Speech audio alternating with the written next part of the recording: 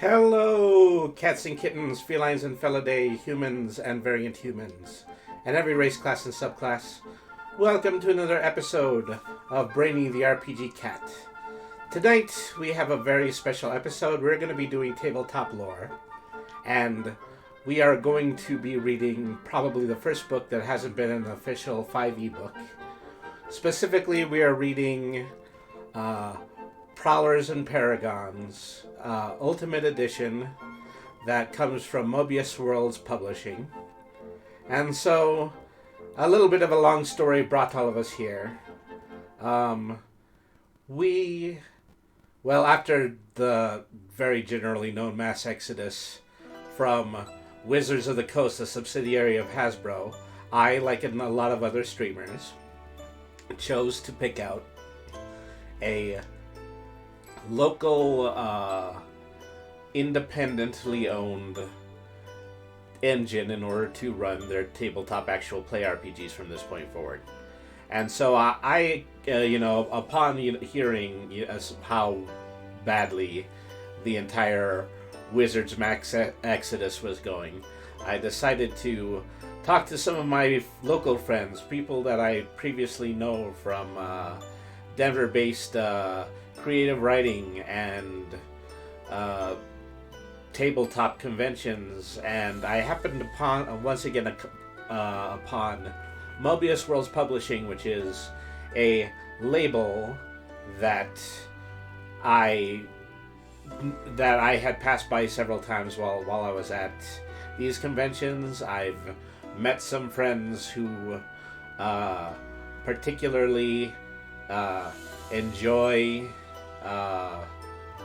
the main game engine that they work with, which is Prowlers and Paragons Ultimate Edition, and I actually got to play a game while I was at a local convention with one of the co-writers named Sean Patrick Fannin. And so it occurred to me that if I wanted to adopt a new engine, it probably should be from these people. And so we're going to go ahead and we're going to look at the game engine. We're going to give an overview of the basic rules, and we are also going to I'm going to show you some of the descriptions of the superpowers and also just some of the character sheets that exist in the engine. Hello, Queen Vampiress. Thank you very much for tuning in. And we're going to go ahead and we're going to do that right now. But first, let's take a moment. Let's talk about our sponsors. This stream is brought to you by Great Games LLC. To bring you inexpensive TCG single cards, visit greatmedia.games. Use the code 10FINITY at checkout for 10% off your online purchase. And of course, if you want to support this stream directly, please consider giving a donation to either my Ko-fi page or my Throne page.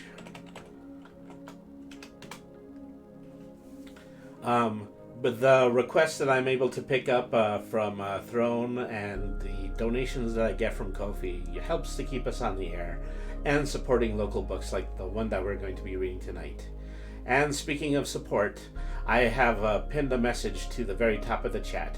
If you want to follow the links to the URL to get your own copy of Prowlers and Paragons Ultimate Edition, you should check out that link. And also there's a link to a Kickstarter.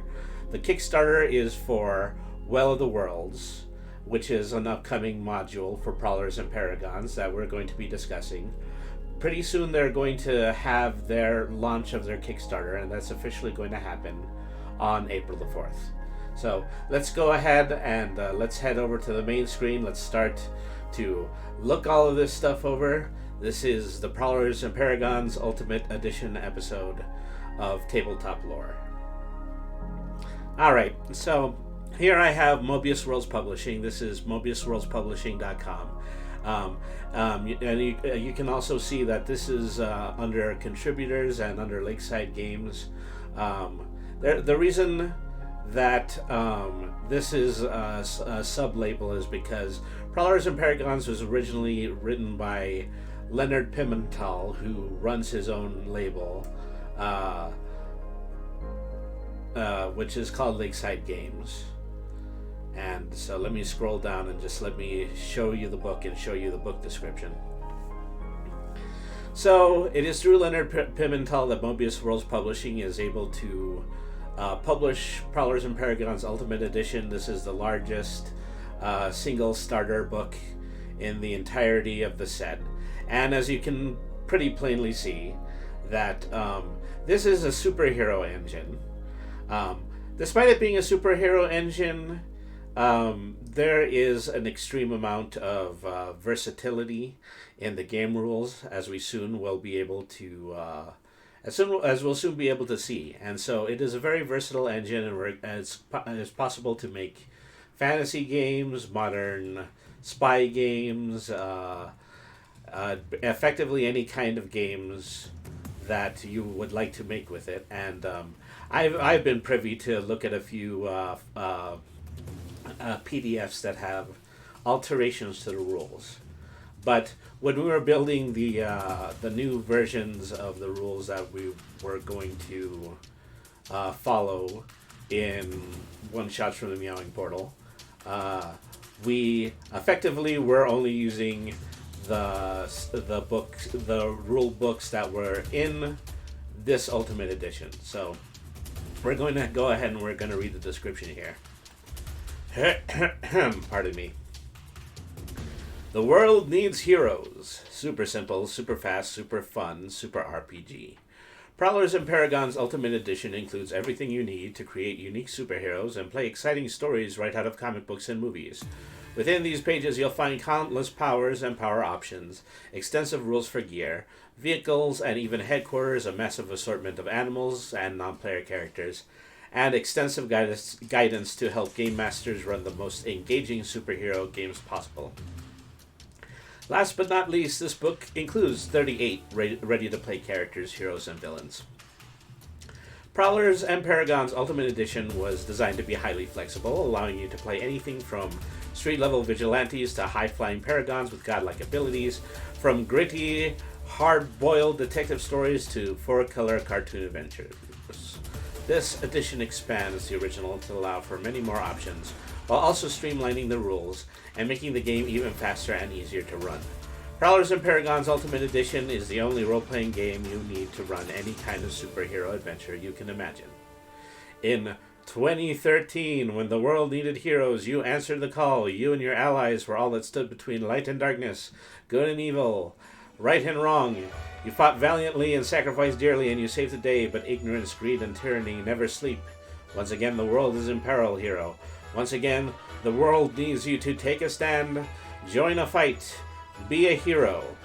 Evolved from 2013's beloved Prowlers and Paragon games, found on several top 10 lists of superhero games, Prowlers and Paragons Ultimate Edition is Len Pimentel's masterwork, with extensive design support from Sean Patrick Fannin. The two of them love superhero gaming, and you will love what they've done with this system. The basics: roll a handful of 6-sided dice, count the evens, and 6 count doubles, and describe a comic panel or a cinematic moment that puts your friends in the scene.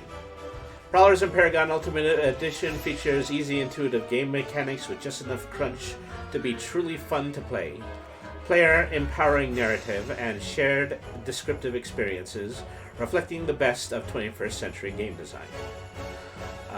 Fast and fun character creation allows any concept you can imagine, any power set you might wish to play with. PMP is a smashing amount of superheroic fun that I've enjoyed playing, and did I mention fistfuls of dice? Multiple D6s. If you like a game that's fast-moving and gives you the feel of your favorite comic book heroes, PMP delivers. Steve Peterson, co-designer of Champions, and this is significant because Champions is also a superhero engine. It was the great-grandfather of what we later would know as the hero system, and that is also a very versatile point-buy style RPG system that you could also play virtually anything in. So to have the blessing of Steve Peterson on this work is pretty significant. I really had a fine time with the playtest. It offers a really interesting balance between flexibility and customization for character creation, and it is rich in detail without feeling like a miniatures game for combat. The highest compliment I can pay is that if we were designing champions today, there are several deals I would have liked to steal wholesale. Ray Greer, writer and designer for Hero Games. Once again, that's the Hero engine. Steve Jackson Games, and many others.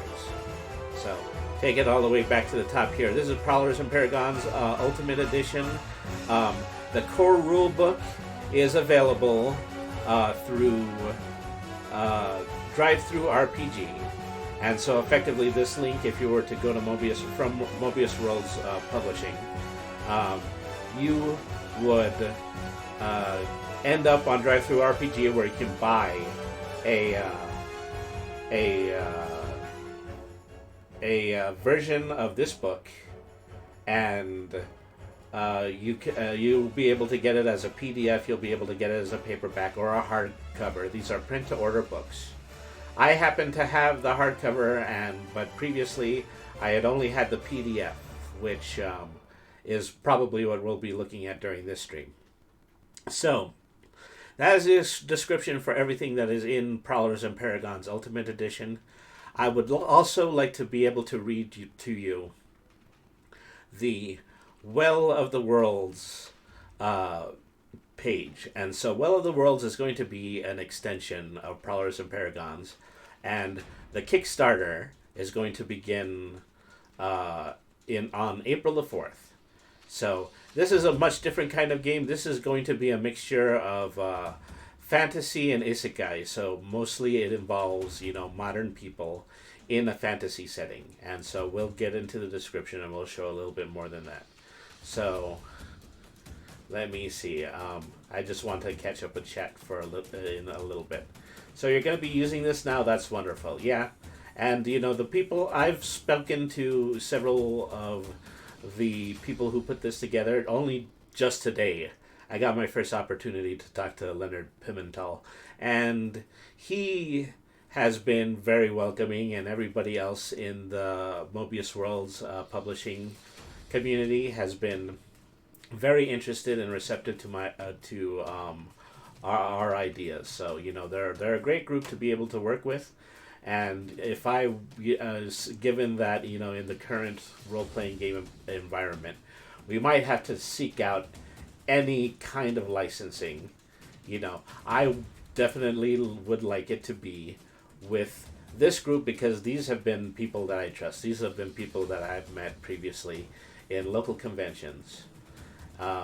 You say, this is so prestigious, it definitely sounds quite cool. Yes, it definitely sounds quite cool. And so I'm going to go ahead, I'm going to read the description of Well of the Worlds. And so this is an extension. There are a few other extensions that, exist for the main game. There's a villains book. There is some modules that discuss the addition of cryptozoologic beasts, such as Bigfoot and the Loch Ness Monster. Another one that allows you to build kaiju. And this is all things that you'll be able to find on drivethrurpg.com. You just need to do a search for Prowlers and Paragons, and all of this stuff will pop up. And the key ones that you're looking for from the official sources would be listed either under Mobius Worlds Publishing or Lakeside Games, which is Leonard Pimentel's label. Okay. Andrea. Unhappy is the land that has no heroes. Galileo. No, unhappy is the land that needs heroes. Welcome to the well where the Bermuda Triangle ends. The Well of the Worlds is a campaign setting for Prowlers and Paragons TTRPG, meant to evoke the feel of Japanese isekai and Western portal fantasy tales. As with many classic examples of the genre, much of the players' and their characters' experiences during a session will come from exploring the well. As the campaign progresses, they will learn more about the well's peculiar climate, discover strange ruins, wonder at the unusual sky, and meet numerous peoples who are definitely not from Earth. And as is the case with many of these stories, the characters slowly disappear. The characters slowly discover that they have strange and unusual powers in this new world, and that this beautiful paradise holds a dark secret. As the setting subtitle says, this is where the Bermuda Triangle ends. And so there's a little bit of a paragraph about Prowlers and Paragons. Is probably also the one that I had just read. What is the well? Imagine a world where the weather is perfect day in and day out, where it seems to be perpetually midsummer, with no rainy season or periods of drought to interrupt the endless, pleasant days. Where the sun rises at the same time and in the same place and sets 14 hours later. Where crops can be grown year-round, meaning everyone has enough to eat without the lean periods that plague less fortunate worlds. Where there are multiple humanoid peoples dwelling, for the most part, in harmony. Can you imagine such a world? Good. Then welcome to the Well of the Worlds. The Well, for lack of a better analogy, is an immense amusement park created by beings unknown to serve as a place of rest and relaxation. And, like many fantastical pleasure planets found in fiction, the Well provides a form of wish fulfillment. Visitors to the Well develop fantastic powers and abilities. These powers and abilities are pulled from their subconscious dreams, desires, and fantasies, allowing them to lift great weights, move at great speeds, leap incredible distances, fly unaided, manipulate alien technologies, and in extreme cases, stop time. Designed as a standalone pocket universe, the Well was originally connected to assorted alternate dimensions and worlds throughout the multiverse. It is from these worlds the park's intended visitors originally came. Currently, the Well is still connected to a multitude of other universes, but the connections are unstable and tend to drift or open erratically. In addition, the Well is, by its very nature, is prone to collect errant hyperspace jaunts, teleportation errors, lost dimensional portals, and the like. Think of it this way: the Well of the World sits at the bottom of the universe, slowly collecting all the interdimensional detritus that drifts down through the verse, eventually fetching up within the wall itself. So, this logo is for REM Alternus Publications. So there is an additional partnership between REM Alteris and Mobius Worlds that is allowing this book to be written. And so I have spoken with the name of the author over Twitter a few times. His name is escaping me at the moment, unfortunately. But be sure to look up at Realm Arturnus on Twitter and give him a follow as well. So, this is primarily his creation. This is Well of the Worlds. And so this is a book that he's going to be releasing with the rules from Prowlers and Paragons. So right now, the only thing that they're asking is if you are interested in adding your email address to this website so that they can be able to contact you on April the 4th when the Kickstarter is going to be launched. And so if you're interested in possibly getting this book, I've provided a short URL and it's pinned to the top of the chat. Just tinyurl.com/ Well of the Worlds. Yeah. So go ahead and give that a click. Put your email address in the description. It'll help them out, and it'll help me as we all anticipate this new version of this Prowlers and Paragons Universe RPG. Okay, so let me pause for a moment because I would like just to take a moment to shift this screen a little bit.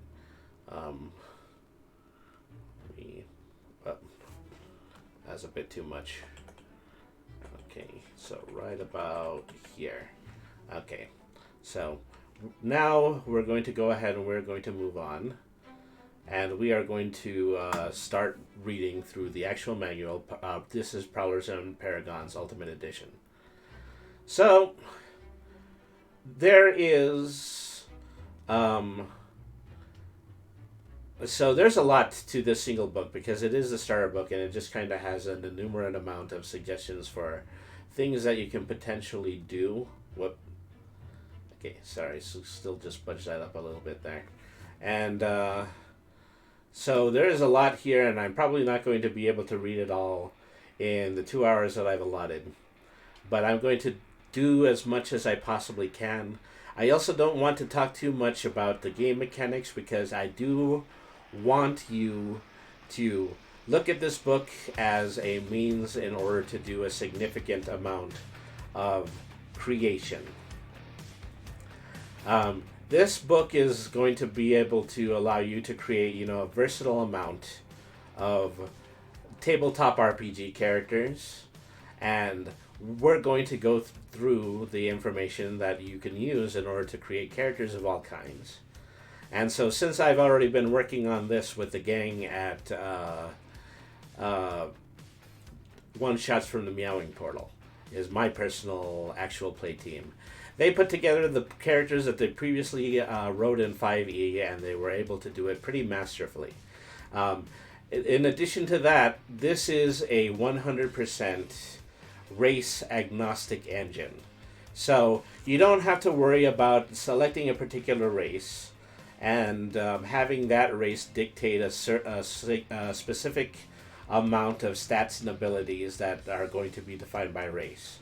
And there's really nothing in terms of class because this is allowing you to build a superhero character. Superhero characters are very versatile and they can do absolutely anything. So instead of racing class, what they have is they have a point buy system. Like the previous hero engine, that point buy system is based on just a number of general power level that the GM decides that they will play in the game. And so I believe I have my own game set at 150, which is right in the middle of the power level pool.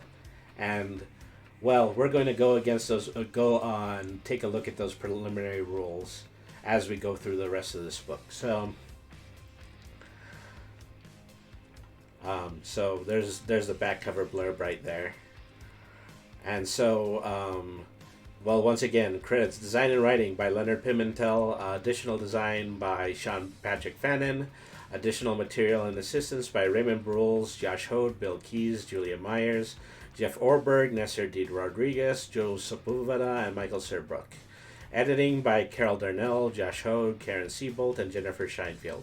And layout, Thomas Shook and Leonard Pimentel. The cover art that we just saw is by Luis G. Figueredo, and then there is a list of interior art artists, titles and logos by by Jesse Cater Hansen, and character sheet design by Carl Kiesler. All right, so I wanted to read a little bit of this forward because I believe that some of the revelations here is pretty interesting. Let me see. Okay, so this was the superhero game I was going to design, develop, and publish. Len Pimentel killed that idea with the 20D penetrating blast right through the chest. I'm oddly okay with that. Let me explain. January 2014, Sean furiously scratches out all kinds of notes, talks to friends, makes more notes, plays with outlines and structures, comes up with the following manifesto for his design goals. 1. Strong thematic builds are encouraged. 2. Flexibility with powers. 3. Fun to play and fun to run. 4. Fun to create characters. And 5. A quick build for last minute characters. May 2015, Sean's playtesting this bad boy, getting all sorts of feedback. He adds in more and more stuff to fill everything out. Campaign scale chart, categories for the different levels of abilities, the different ways characters are designed, so much stuff. Then the world is given. Savage Rifts is a reality, and Sean's life will brook no other game design on anything else. But Sean wants to play supers. So I had to shelve that, but I couldn't dump my desire to run a super campaign in my Modern God setting. I needed a good system for it, something that at least got close to my specific ideas, so I went looking.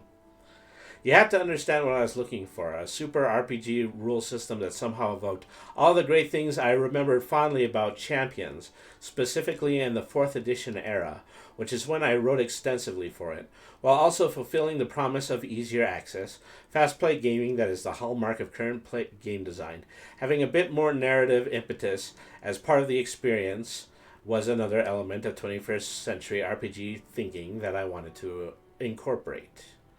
Prowlers and Paragons. I grabbed it, I read it, and realized with abject shame that I had seen it before, and had summarily dismissed it as one of those frou-frou narrative games that didn't try to be a real game. But just didn't grasp it then, put it aside, and continued my search, which eventually led me to handfuls of dice, and then Savage Rifts had to be done. I had to find a system to fill in, and you've read this part already. Leonard Pimentel is one of the most talented game designers in this industry that you probably don't know about. I believe this is the game that changes that. I am honored and thrilled to have a part in making this better, but it was already pretty damn good, because he's just that clever and just that talented. I might have added a few good things here and there, so if you're a beneficiary of that combined effort, we started from an amazing foundation of lens crafting. Go forth, tell amazing superhero stories, and know that I am genuinely looking forward to you telling me about your character on the next convention that we see each other. Now, where's my giant bag of D6s? Okay, so this was written by Sean Patrick Fannin. Sean Patrick Fannin is, once again, is the game master that I know from local conventions, and he was also the person that I played my first Prowlers and Paragons game with. So, he was just one of the assistant writers in this book, but a lot of the groundwork was already previously laid by Leonard Pimentel. So, well, here we've got a couple of pretty good-looking splash pages. Let me see if I can get all this into frame. Yeah, that's pretty cool looking. All right. So,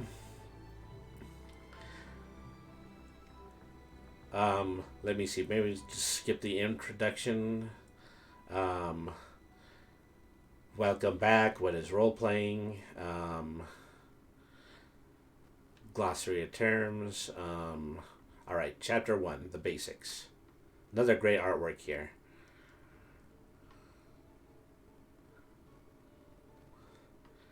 Okay, Chapter 1, the basics. This chapter provides a summary of the game's core mechanics. We discuss everything below in greater detail and expand upon these rules in later chapters. As mentioned before, PMP is a rules-light role-playing game. The basic rules are simple and intuitive enough that you should be able to play without ever having to open the book. Although we packed this book with everything we thought you might need to run the best superhero game possible, and then some.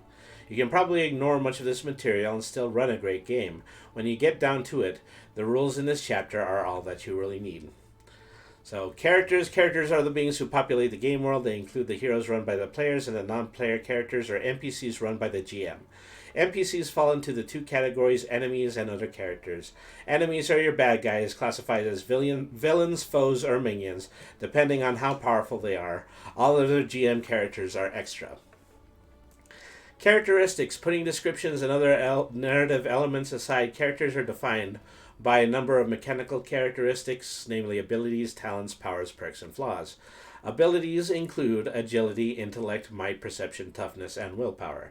This is effectively what replaces strength, dexterity, constitution, etc.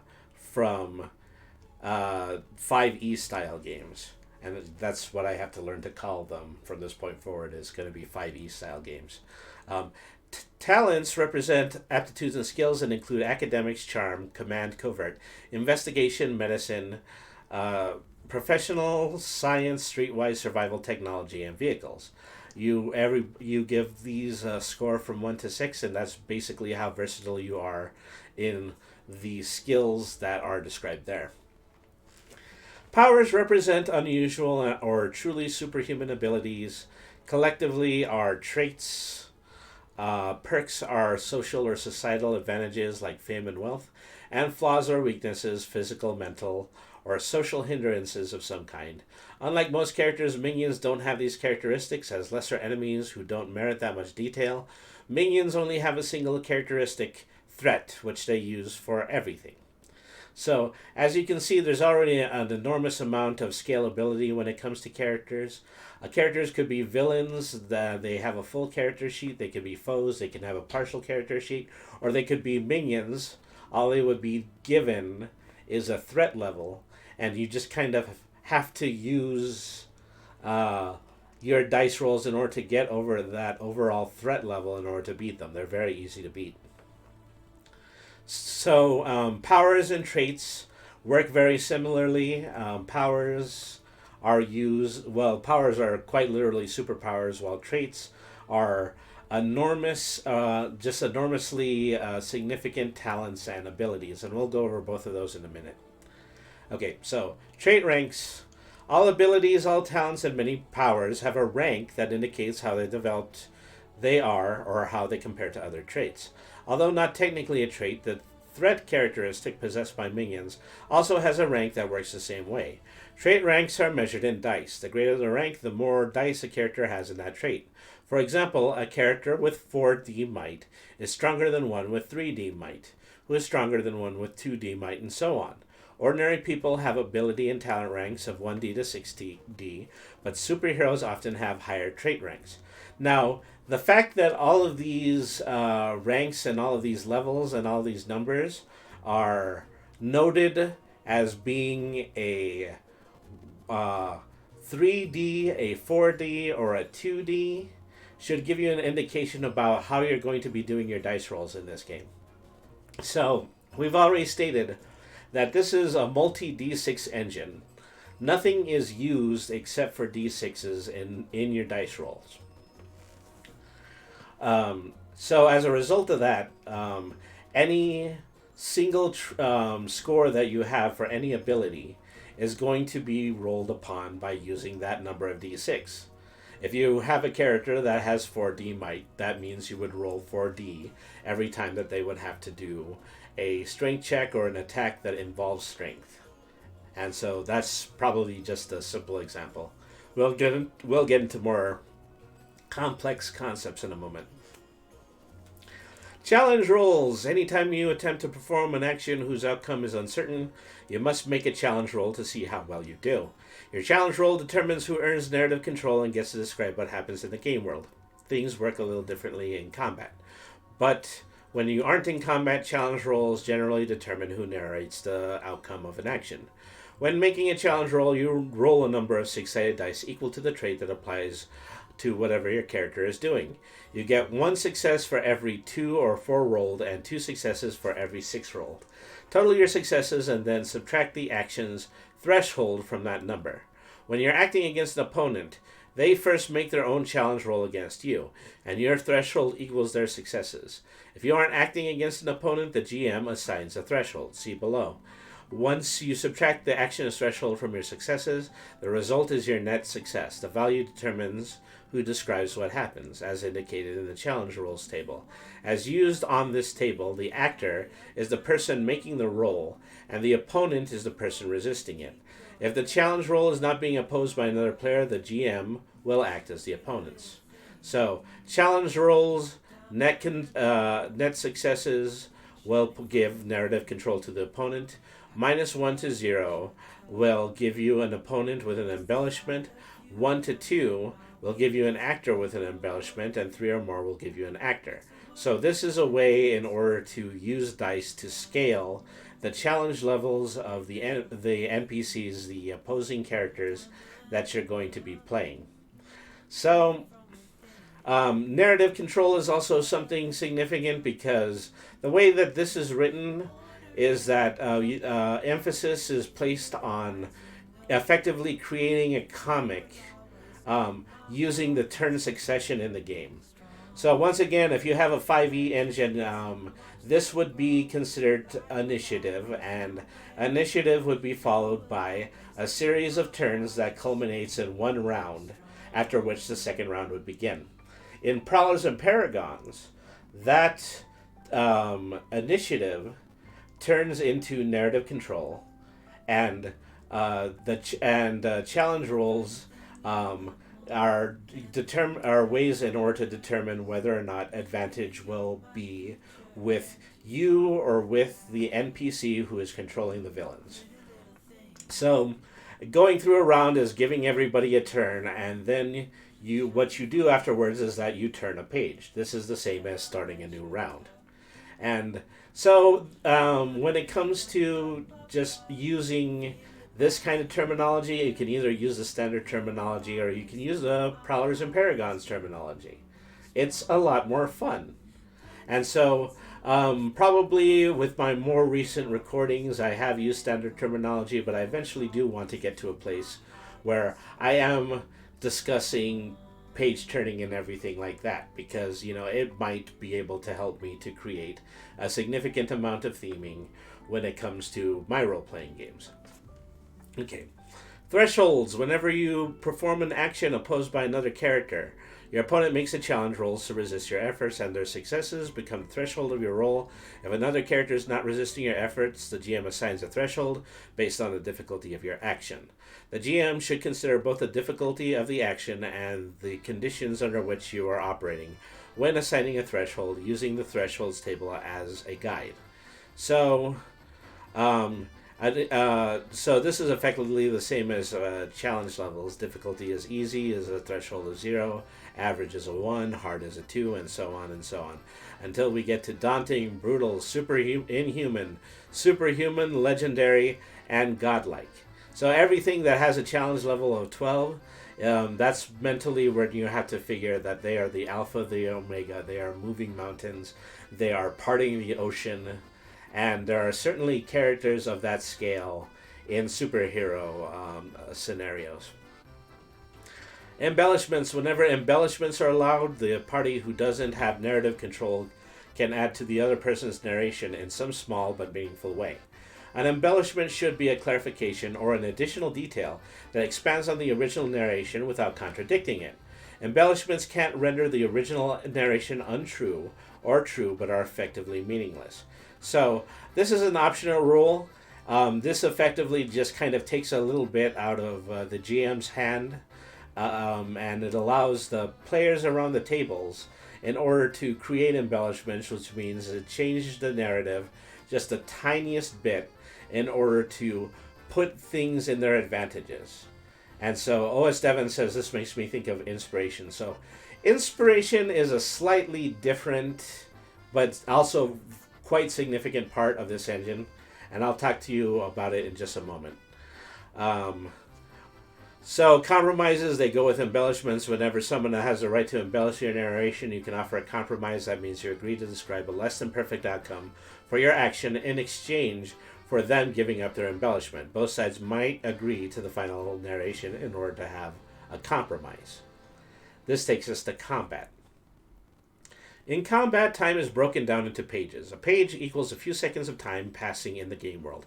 Every character involved in the combat gets a turn to act on each page. Characters act in order of their edge, which equals their perception plus their agility, or perception plus their intellect. You use whichever number is greater. So edge is effectively this game's version of initiative. And the significant part of this is that characters have a default amount of edge on their character sheet. That means is that given a certain agreement between all the players at the table and the GM, everybody would start every initiative in the same turn order. But there's also abilities that will allow you to add or subtract to your edge number, and we'll be getting into that in a moment. Range and movement. Range and movement are handled abstractly in P&P. Rather than measure distances precisely, 3 range classes are used to approximate distances. Close range covers everything from physical contact to the distance an ordinary person can move in one page. Distant range covers anything beyond close range, but within range of most weapons and powers. Extreme range covers anything from beyond the distant range, but is still close enough to see. Within limits. The moon, for example, is probably well beyond extreme range. It isn't that people can't hit the moon, but it is, in sheer terms of range, if you fired a projectile at the moon, it probably wouldn't get there in precisely the way that you would expect. Moving takes time but doesn't count as an action to prevent you from taking actions. Moving up to or away from someone within close range can be done in one page. Once again, pages are full rounds. Moving one range class closer to farther away from someone takes 2 pages unless you have a travel power that allows you to move faster than normal, in which case you can cross one range class per page. Chases are resolved with challenge rolls using agility or travel powers. Characters on foot use half their agility when rolling against characters using travel powers because travel powers let you move faster than normal. Attacks and defenses. Attacks are resolved like any other challenge roll. You make a roll using one of your traits to attack, and your target makes a roll using one of their traits in order to defend. The target's roll determines the attack's threshold. These rolls are called attack rolls and defense rolls to distinguish them from ordinary challenge rolls. Attack rolls are often made using powers like Blast or Strike, unless you're wielding a mundane weapon, in which case you can use attributes like Might or Agility, plus a modifier called a weapon bonus that varies depending on the weapon. Your target can use an active defense like Agility to avoid your attack, or a passive defense like Armor to resist your attack, and always use the option that provides the best defense, the trait with the highest rank. Some powers inflict conditions or effects other than damage. Called special effects, these powers always specify the traits used to resist them. So, going slightly back to how we described the D6 system, you have the potential to roll as many D6s as you have points. If you have an attack that rolls 6 die, then that's the amount of D6s that you're going to roll in order to make that attack. The caveat to that, though, is that you're not rolling a set of numbers from 1 to 6. Instead, you're rolling plus and minus modifiers. Any odd number is considered to be a minus. Any even number is considered to be a plus, and a 6 is considered to be a double plus. So after you roll your 6 die, you count how many plus signs or how many minus signs you get, and the total number of that is going to be your attack. Then your opponent is going to get an ability to defend, and if their defense is merely something like 4 d6s, they're going to roll 4 d6s, and they're going to attempt to beat that number. And so it might be possible for them to beat that number, because if you roll d6 and you got mostly minuses, that means the opponent still has an ability in order to block your attack. Are you following me with this so far? I'm barely following myself with this, but I've done a few things in order to help me with the counting of this. Is that I've purchased collections of fudge dice, and so fudge dice do have plus and minuses on them, but they also have blank spaces. In order to use fudge dice for this game, you have to draw an extra minus sign on it, and then you have to draw the double plus for level 6. So that is the method that I use fudge dice in order to play this. I've also created a custom dice counter for my Discord, so when we get together to record an episode of One Shots from the Meowing Portal, all they have to do is press the number of buttons equivalent to the amount of dice that they're going to use in the attack. So, there you go. Unlike ordinary challenge rolls, successful attack rolls have specific effects. Damaging attacks inflict 1 point of damage per net success rolled. Damage reduces the target's health, which usually equals the average of their toughness and might. This is a single-digit number. You only ever lose 1 HP every time you take damage. And so depending on whether or not you successfully rolled your defense roll, then you take absolutely no damage. But your HP will only go down 1 point at a time until it reaches 0, and then you'd be considered to be depleted. So, attacks that inflict special effects, on the other hand, last 1 page for every 2 net successes rolled. For example, if you roll 3 or 4 net successes when attacking a target with a stun power, your target is stunned for 2 pages. If the duration of a special effect ever equals or exceeds the target's current health, the target is defeated by the special effect, which then lasts for the rest of the scene.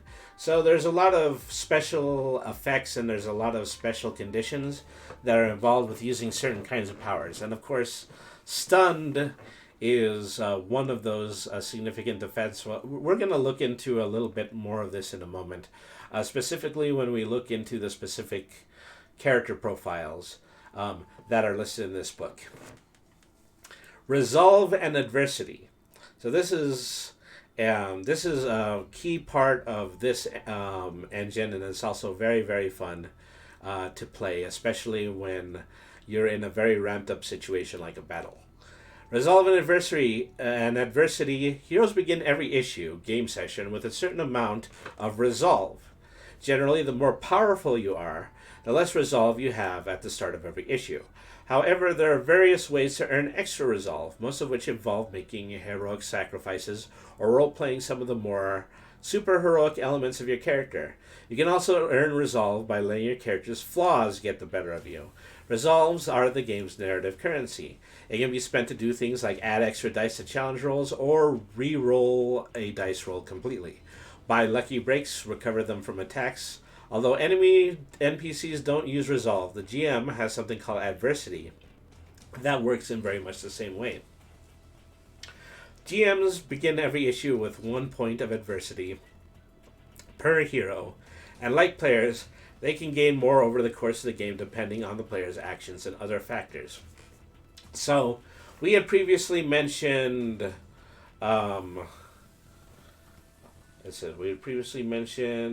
inspiration.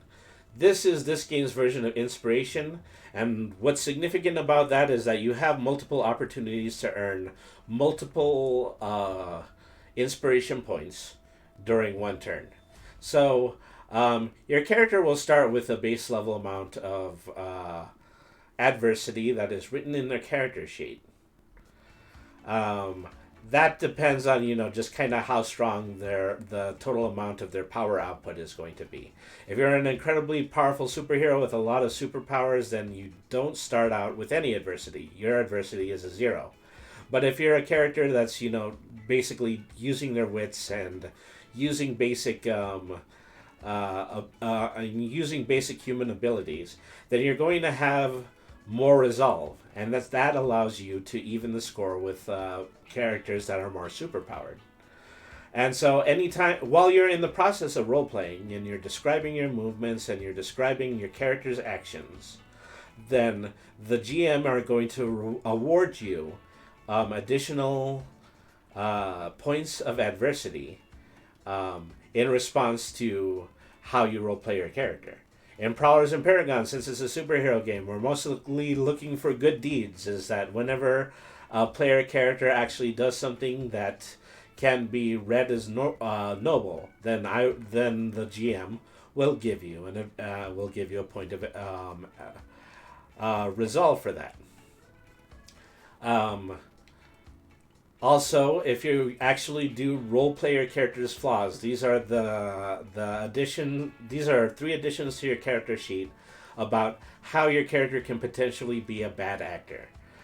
It could be something that they can't help. It could be something that is psychologically harmful. It could be something. It could be just about anything, but just about anything that's going to potentially hurt your own character's progress. If you role play flaws in this game, then you also get resolve points.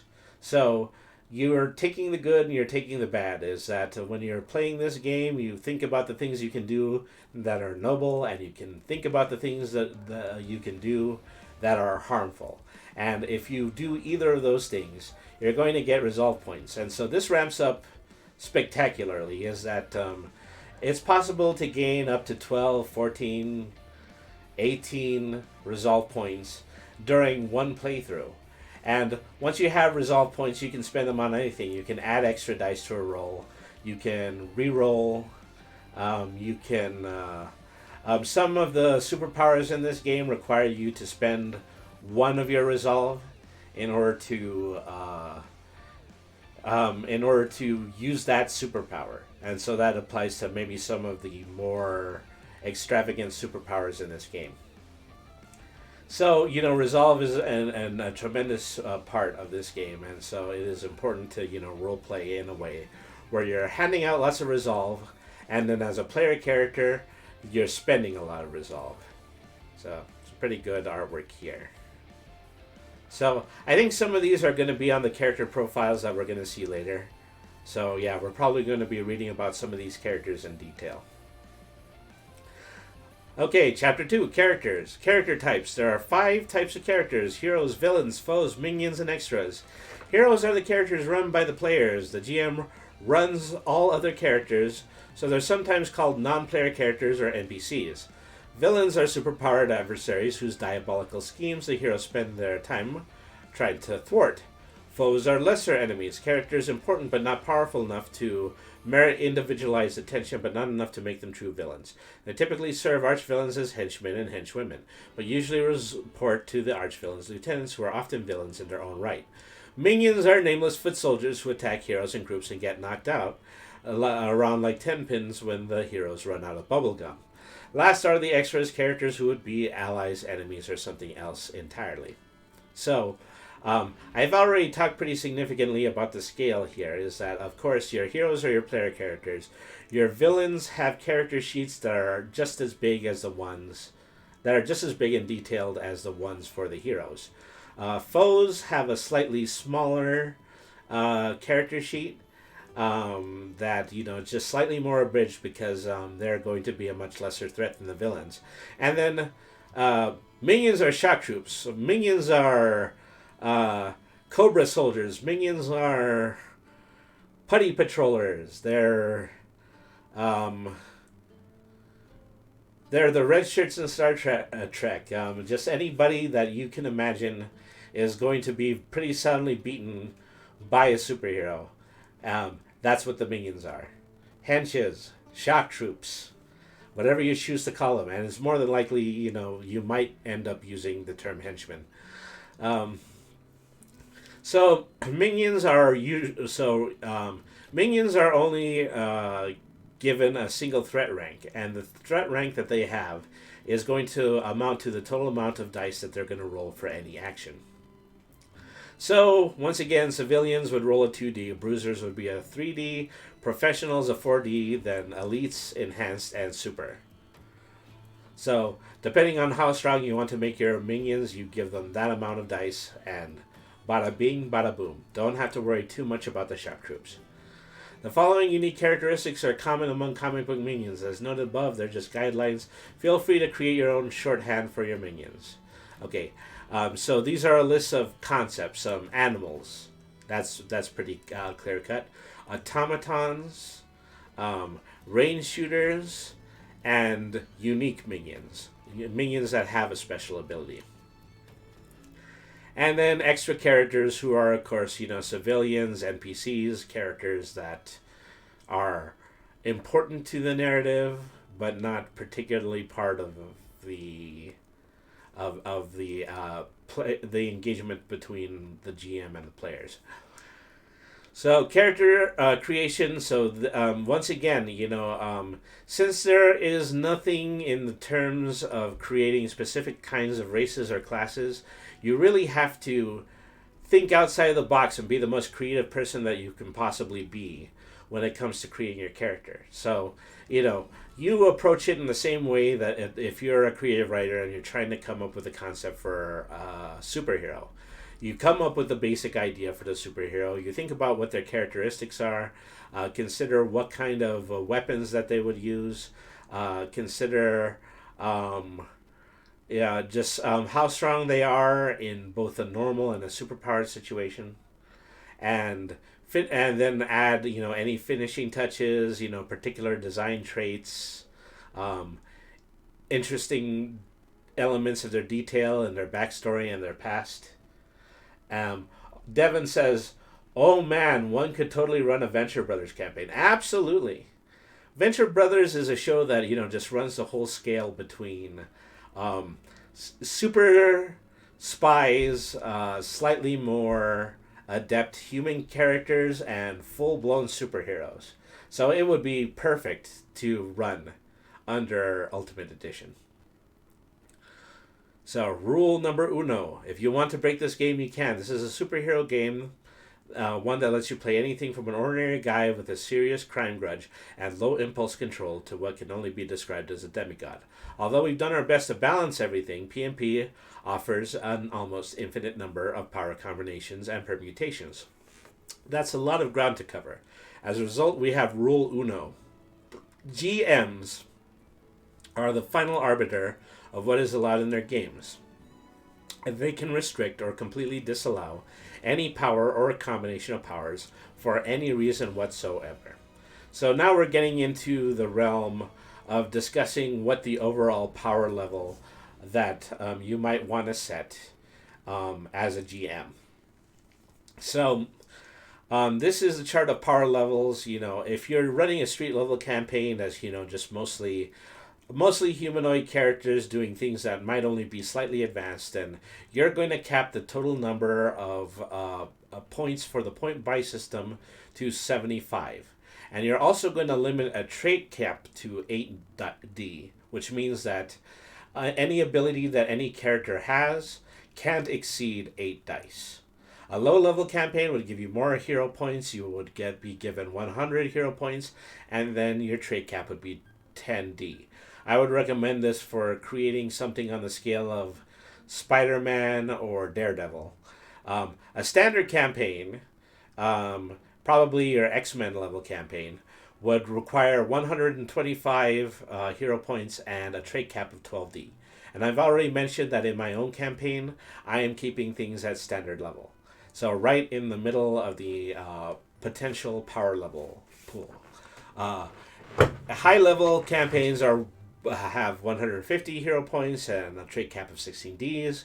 Legendaries are 175 with a cap of 20Ds, and iconic are 200 plus and 24Ds. This is where you are in God-like territory. This is akin to those Superman and Darkseid battles that you would see occasionally play out in a Justice League comic book. So, you spend hero points to purchase your abilities, talents, powers, and perks, as discussed below. Note that heroes with lower ability and lower power ranks begin play with more resolve points, an essential resource in the game. As a result, you may want to keep your ability and power ranks below the trait cap in order to increase your starting resolve. I've already talked about this. Resolve is discussed in more detail in Chapter 5. So, abilities, talents, and powers. Once again, your 6 base abilities are agility, intelligence, might, perception, toughness, and willpower. Each one will cost 1 hero point per rank. For example, 3D agility will cost 3 hero points. So, these dice rolls are 1-to-1. Is that if you want an intellect of 3 dice, then you spend 3 hero points in your intellect column in order to pay for 3 dice. So, every single point. So, in a general sense, every point should also be considered a dice roll. But that only applies to abilities, talents, and powers. Well, abilities and talents. Characters, have a broader set of 12 talents. Academics, charm, command, covert, investigation, medicine, professional, science, streetwise, survival, technology, and vehicles.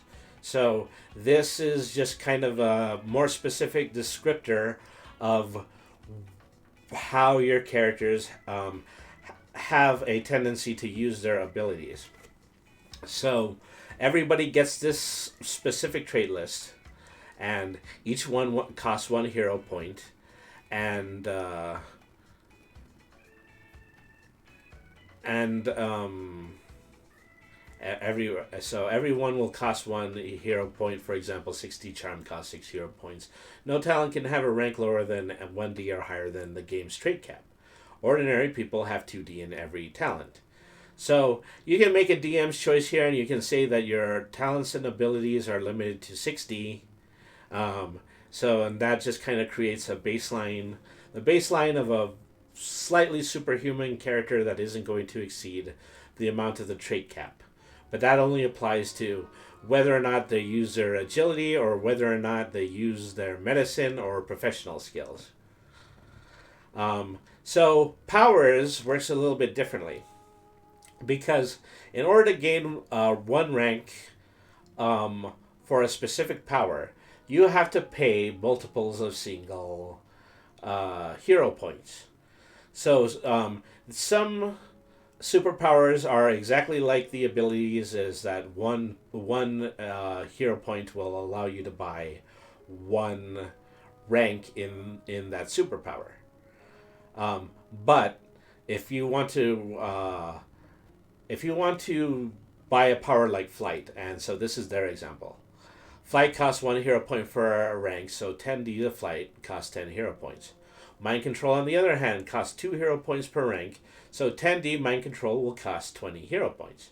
So now we're getting into multiplication territory. If you want certain powers can be particularly overpowered, and as a result, you have to spend more than 1 hero point per rank in order to get those superpowers. And when we get to the power section, this is going to become pretty immediately clear. Some powers don't have ranks, so powers like these cost a flat number of hero points rather than number of hero points per rank. So in my own game, the ability for me to pull my objects out of my magic hat is a flat ability. It only costs me, I think, approximately 5 hero points in order to own, because it is a slightly bigger ability. But I don't have to pay more than multiples of that in order to have the ability to pull items out of my hat. So, packages. If you want to expedite character creation and save yourself a few hero points, you can purchase one of the following packages. So, this is just a set of suggestions that you can go ahead and you can spend this amount of hero points in order to get these base rank abilities and talents. A civilian would spend 35 hero points to get 2D abilities and 2D talents. As you can see, any normal human being would be rolling at 2D for everything that they do. And it's easy to remember since these are comic books, and comic books are 2D, and so a person in a comic book is going to be 2D. Hero packages, abilities are all going to be 3D, and talents are going to be 2D, and that's going to cost 40 hero points. And then the superhero packages are going to be abilities and talents at 3D, and then 50 hero points. It's very clever. Yeah. Let's see. Abilities, talents, and powers can be modified with options like pros and cons. So, simply put, is that you spend additional points in order to make your superpower more super, or you can also negate them and take negative points, which you can then keep and then put elsewhere. So that's kind of standard when it comes to point buy. If you put limitations on your powers, then you can buy back X number of hero points, and then you can just use those additional hero points somewhere else. So we're adding subtraction to all of this. And then sources. Because traits can represent so many different things, every ability, talent, and power has a source that indicates that it's supposed to be a natural ability, a learned skill, a superpower, a magic spell, etc. The basic sources are described in the sources table. Abilities are usually innate, and talents are usually trained, at least when dealing with ordinary people. When dealing with supers and characters who aren't human, anything goes. For example, robotic characters' abilities, talents, and powers would probably have a tech score. Devin says it's someone like, and the rule set I'm thinking of escapes me, but it's like getting extra skill points for adding flaws. So, regrettably, flaws means something just a little bit different in this game, and I will describe it. So you don't actually get hero points back for adding flaws. But flaws, what flaws do instead is that you have to have a minimum of 3 of them in your character sheet. They don't have any point costs, and if you role play them, then you will be given resolve, and that's effectively what flaws do. The only way you can buy back points is that if you pick cons in your superpowers. And so, then, okay, once again, here's this,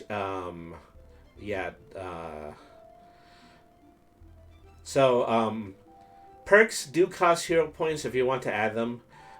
They always cost a flat number of hero points, so you don't have to pay more than the base cost in order to gain a perk. And then flaws don't cost anything, but, I've already described that. Finishing up, the last part of creating your hero is just bookkeeping. First, select whatever mundane gear you want to carry around with you. Calculate your edge, your health, and resolve. Complete your finishing touches, the narrative details that turn you into a living, breathing character. And fourth, let the GM review your hero. So, we're getting into the abilities and powers list. Once again, I'm saying for the amount of time that I have for tonight's stream, I'm not going to be able to read all of these, but I will point out a few of them that I believe are probably the more significant and the more complex ones of the game. It'll probably help you get your wheels turning if you want to create a specific type of superhero. Okay, so ability rank. So abilities represent basic physical and mental characteristics. Also, characters have. Well, that's basically what I went over.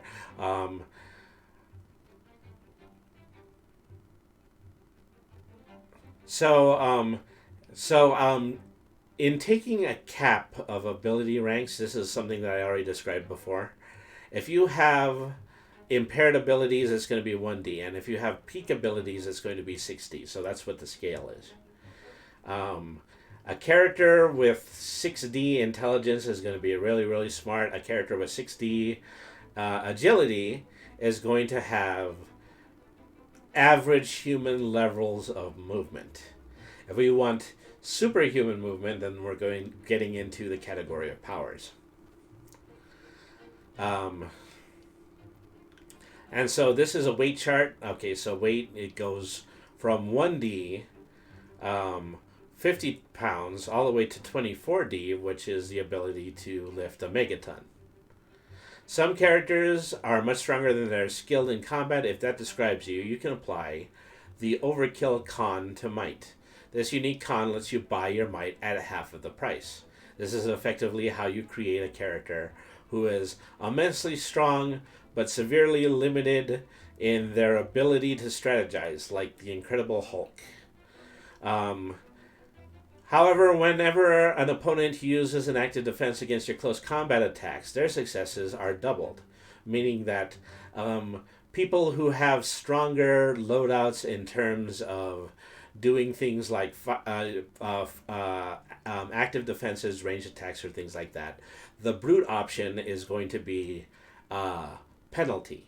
And so once we actually take a look at how super strength works in this game, that's going to be a little bit more clear. And so, yeah, these are the 6 basic skills. And these are the talents, once again. And now here, this is the fun part. We're going to start talking about superpowers. Powers are unique special abilities. Some are rather generic, while others are quite specific. This is by design. The generic powers are there to let you create an ability that you can imagine. The specific ones are there so you don't have to jump through hoops in order to create an iconic superpower that everyone recognizes. Whether it's generic or specific, each power's entry includes its edge, rank, cost, and description. Many also include specific pros and cons that are applicable only to that power. And so you have to consider 2 things when you're creating power loadouts. One of them is going to be range. Some are categorized by self range, meaning that it's only within your body's ability to do something. A touch range, which means you have to be able to touch your opponent in order to use it. And then you have a situation where you are using either ranged attacks, zone attacks, or special attacks. And so we're going to probably try to pick out a power that uses each of these ranges in order to give you a better idea about how these are supposed to work.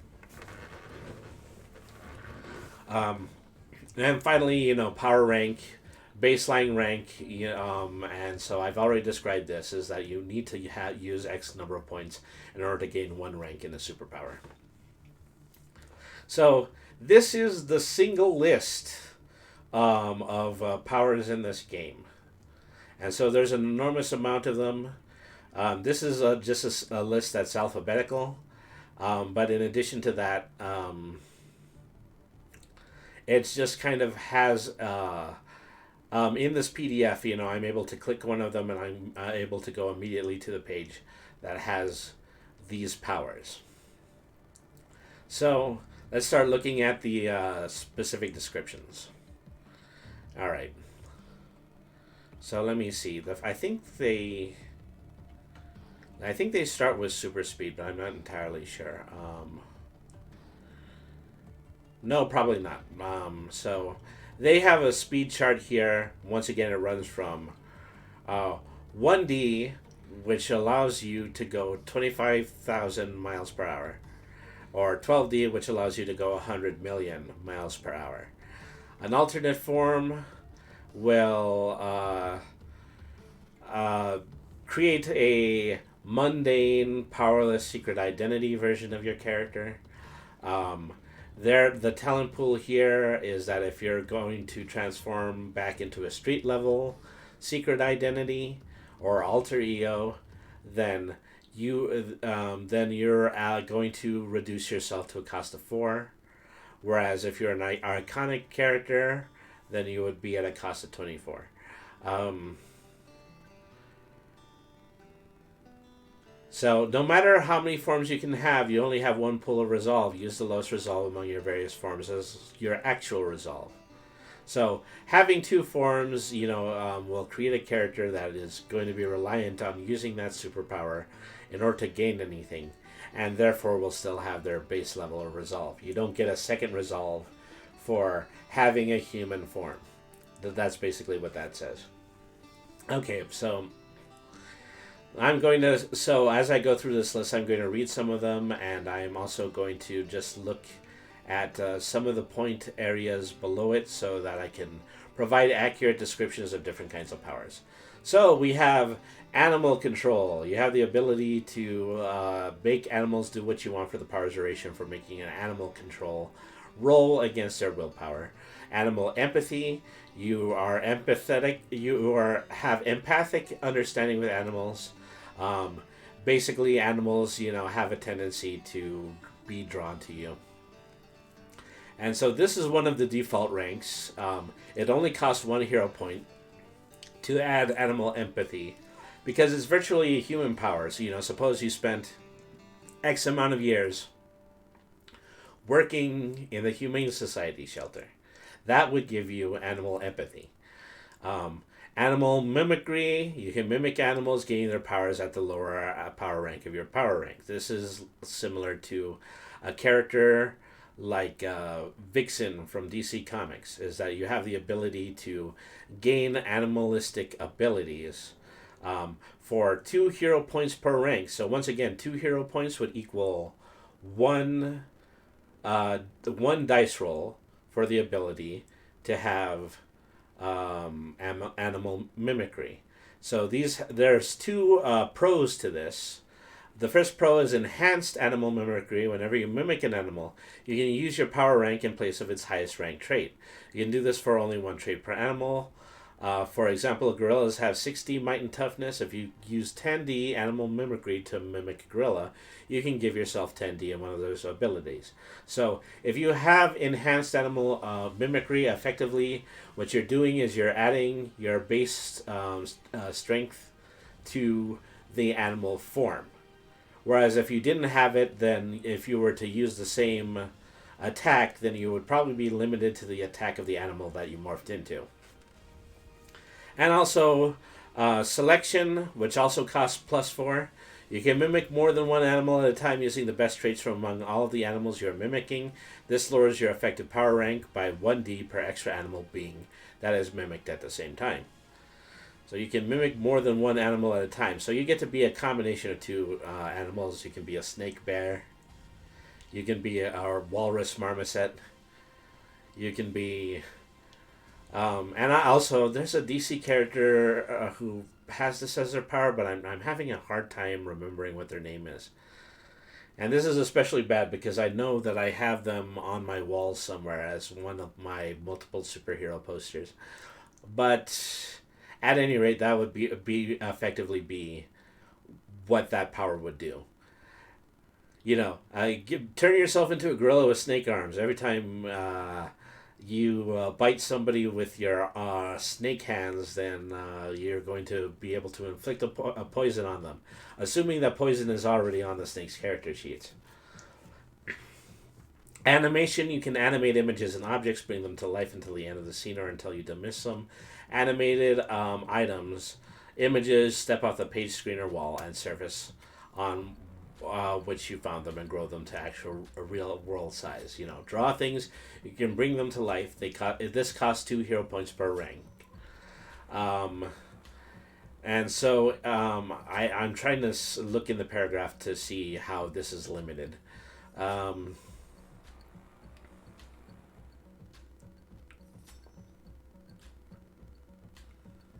So one of your creation traits shares the powers rank. The rest have a rank equal to half your animation rank. So anything that you draw and then bring to life, um, anything that you draw and you bring to life is going to be effectively going to transform into a henchman that is going to only have the amount of rank that you put into your initial hero point. So you have to pay 2 hero points per rank. Um, that means that you're going to have to pay something like 2, 4, 6, 8 in order to get a level 4. And then everything that your animated creature does is going to be at a 4D. If that makes sense. You have to pay double the rank in order to create a critter that uses single amounts of dice for an attack.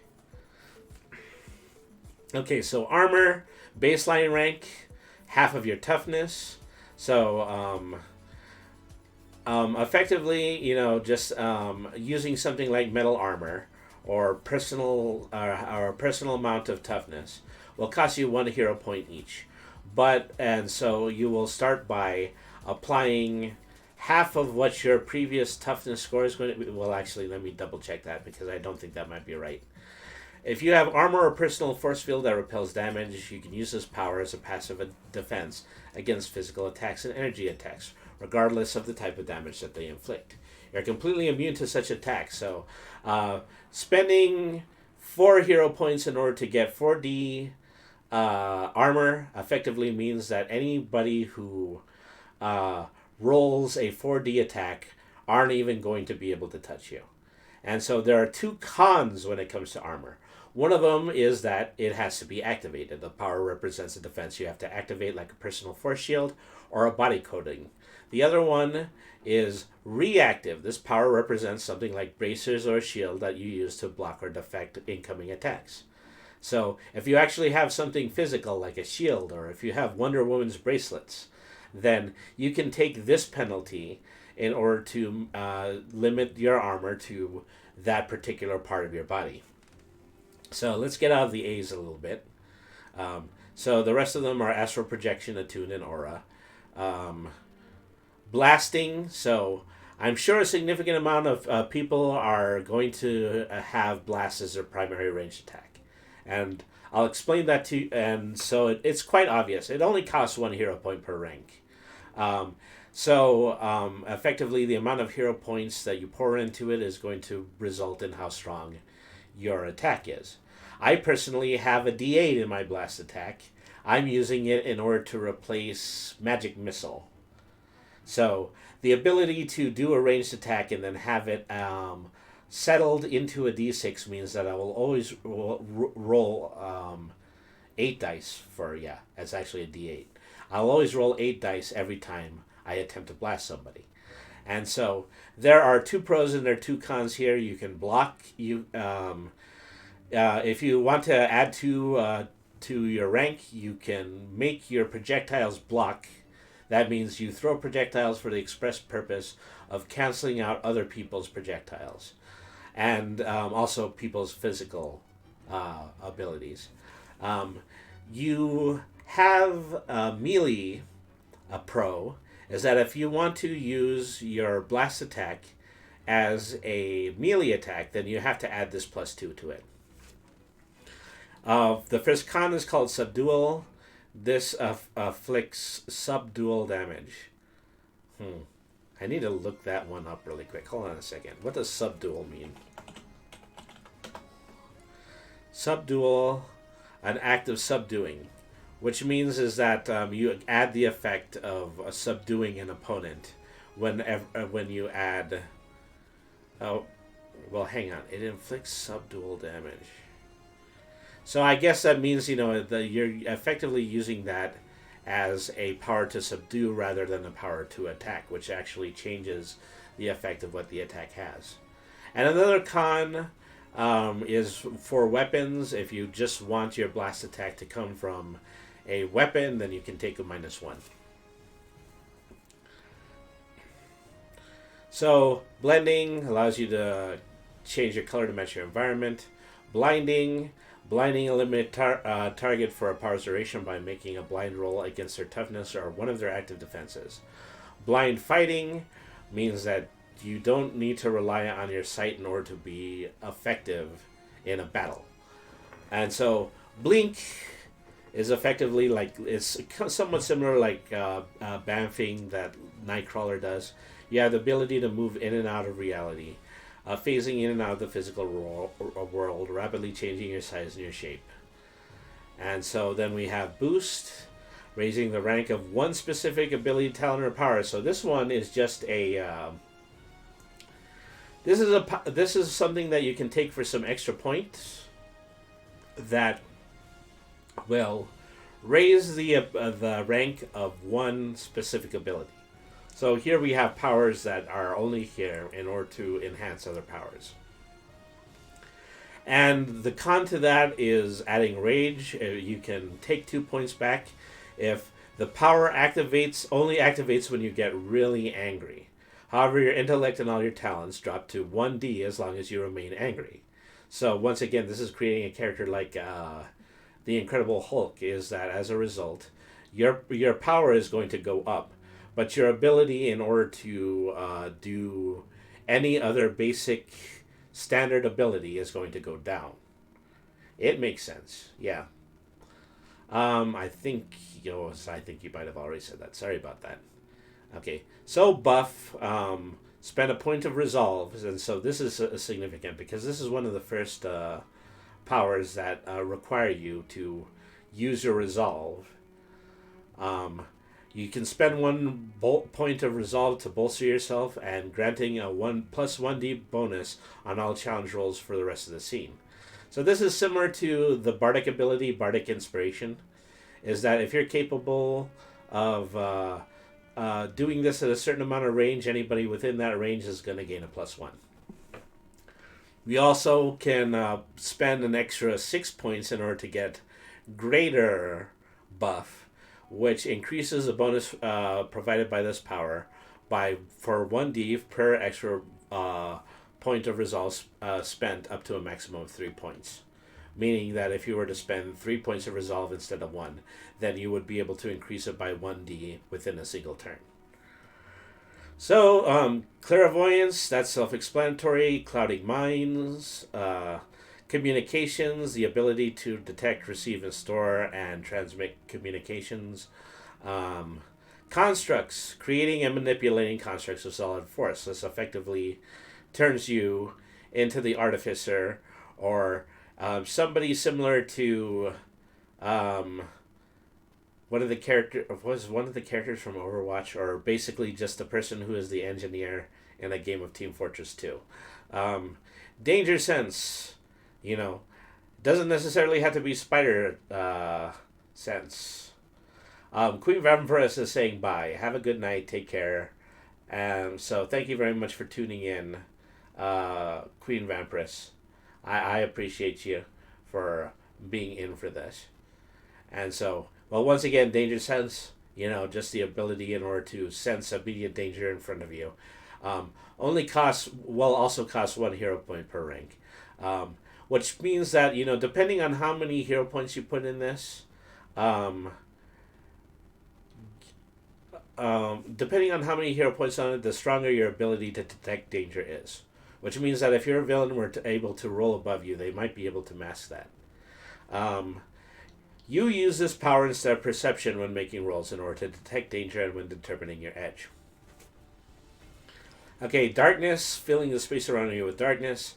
Dazzle, emit blinding flashes of light that overwhelms all the senses of living beings within range.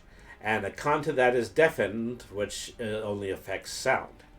Um, deflection, deflecting and redirecting range attacks. Density, making your body more dense and less vulnerable to attacks, probably similar to Colossus.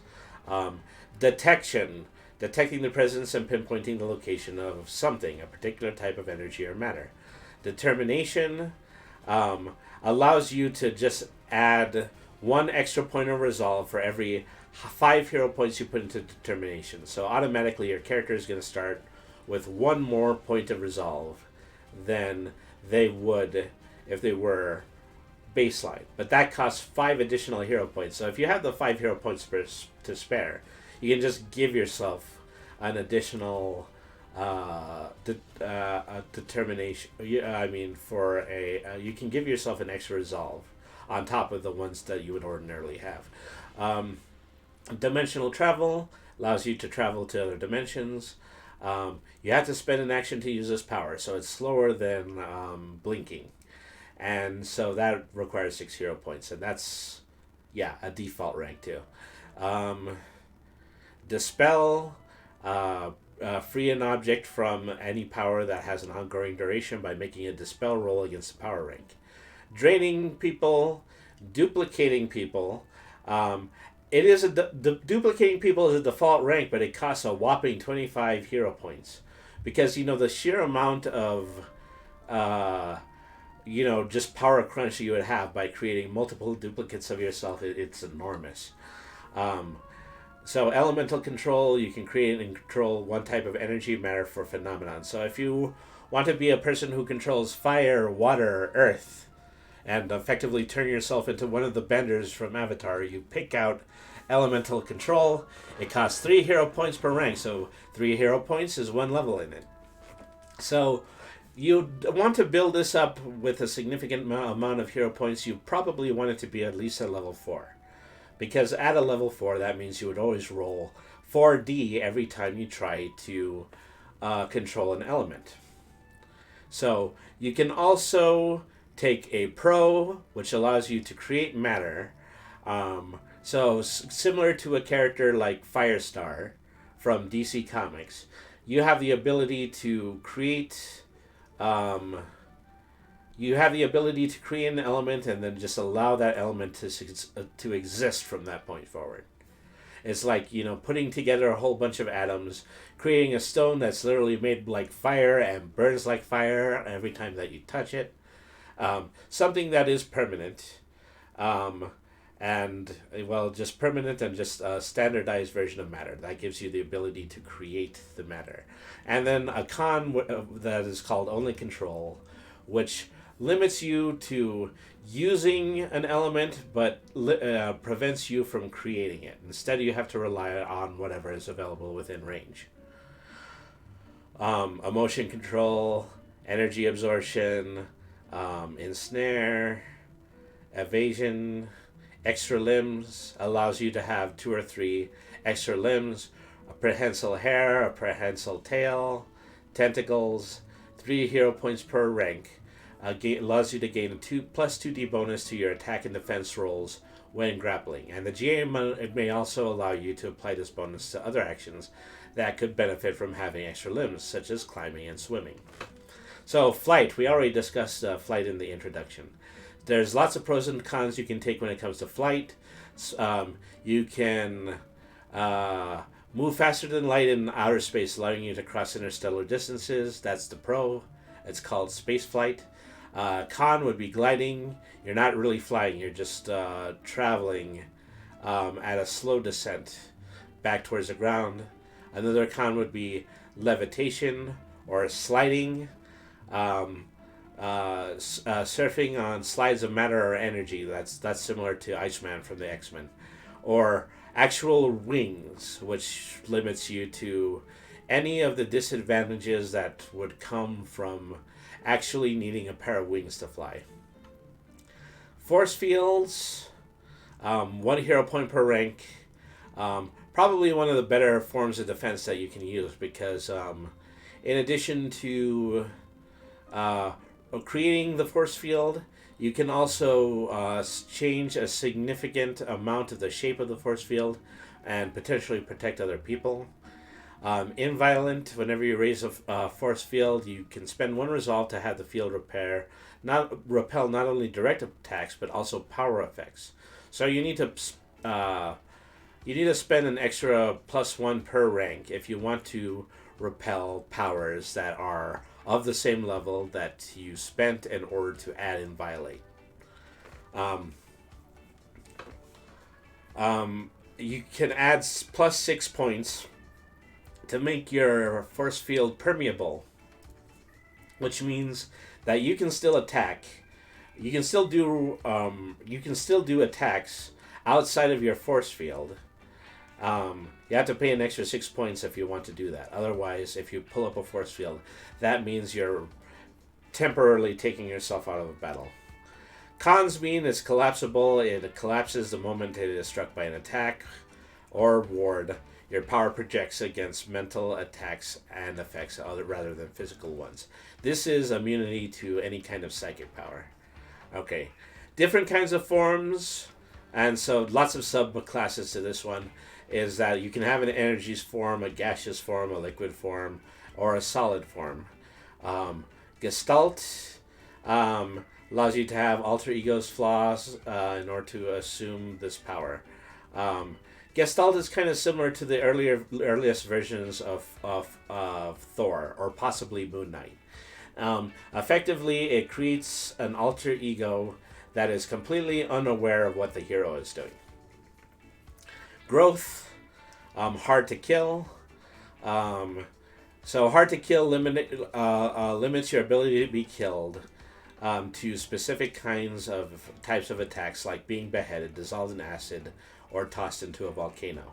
Although heroes can't die in standard PMP, characters with this power know that they're hard to kill and can be roleplayed that way. When playing a game in which heroes can die, GMs could charge more for this power.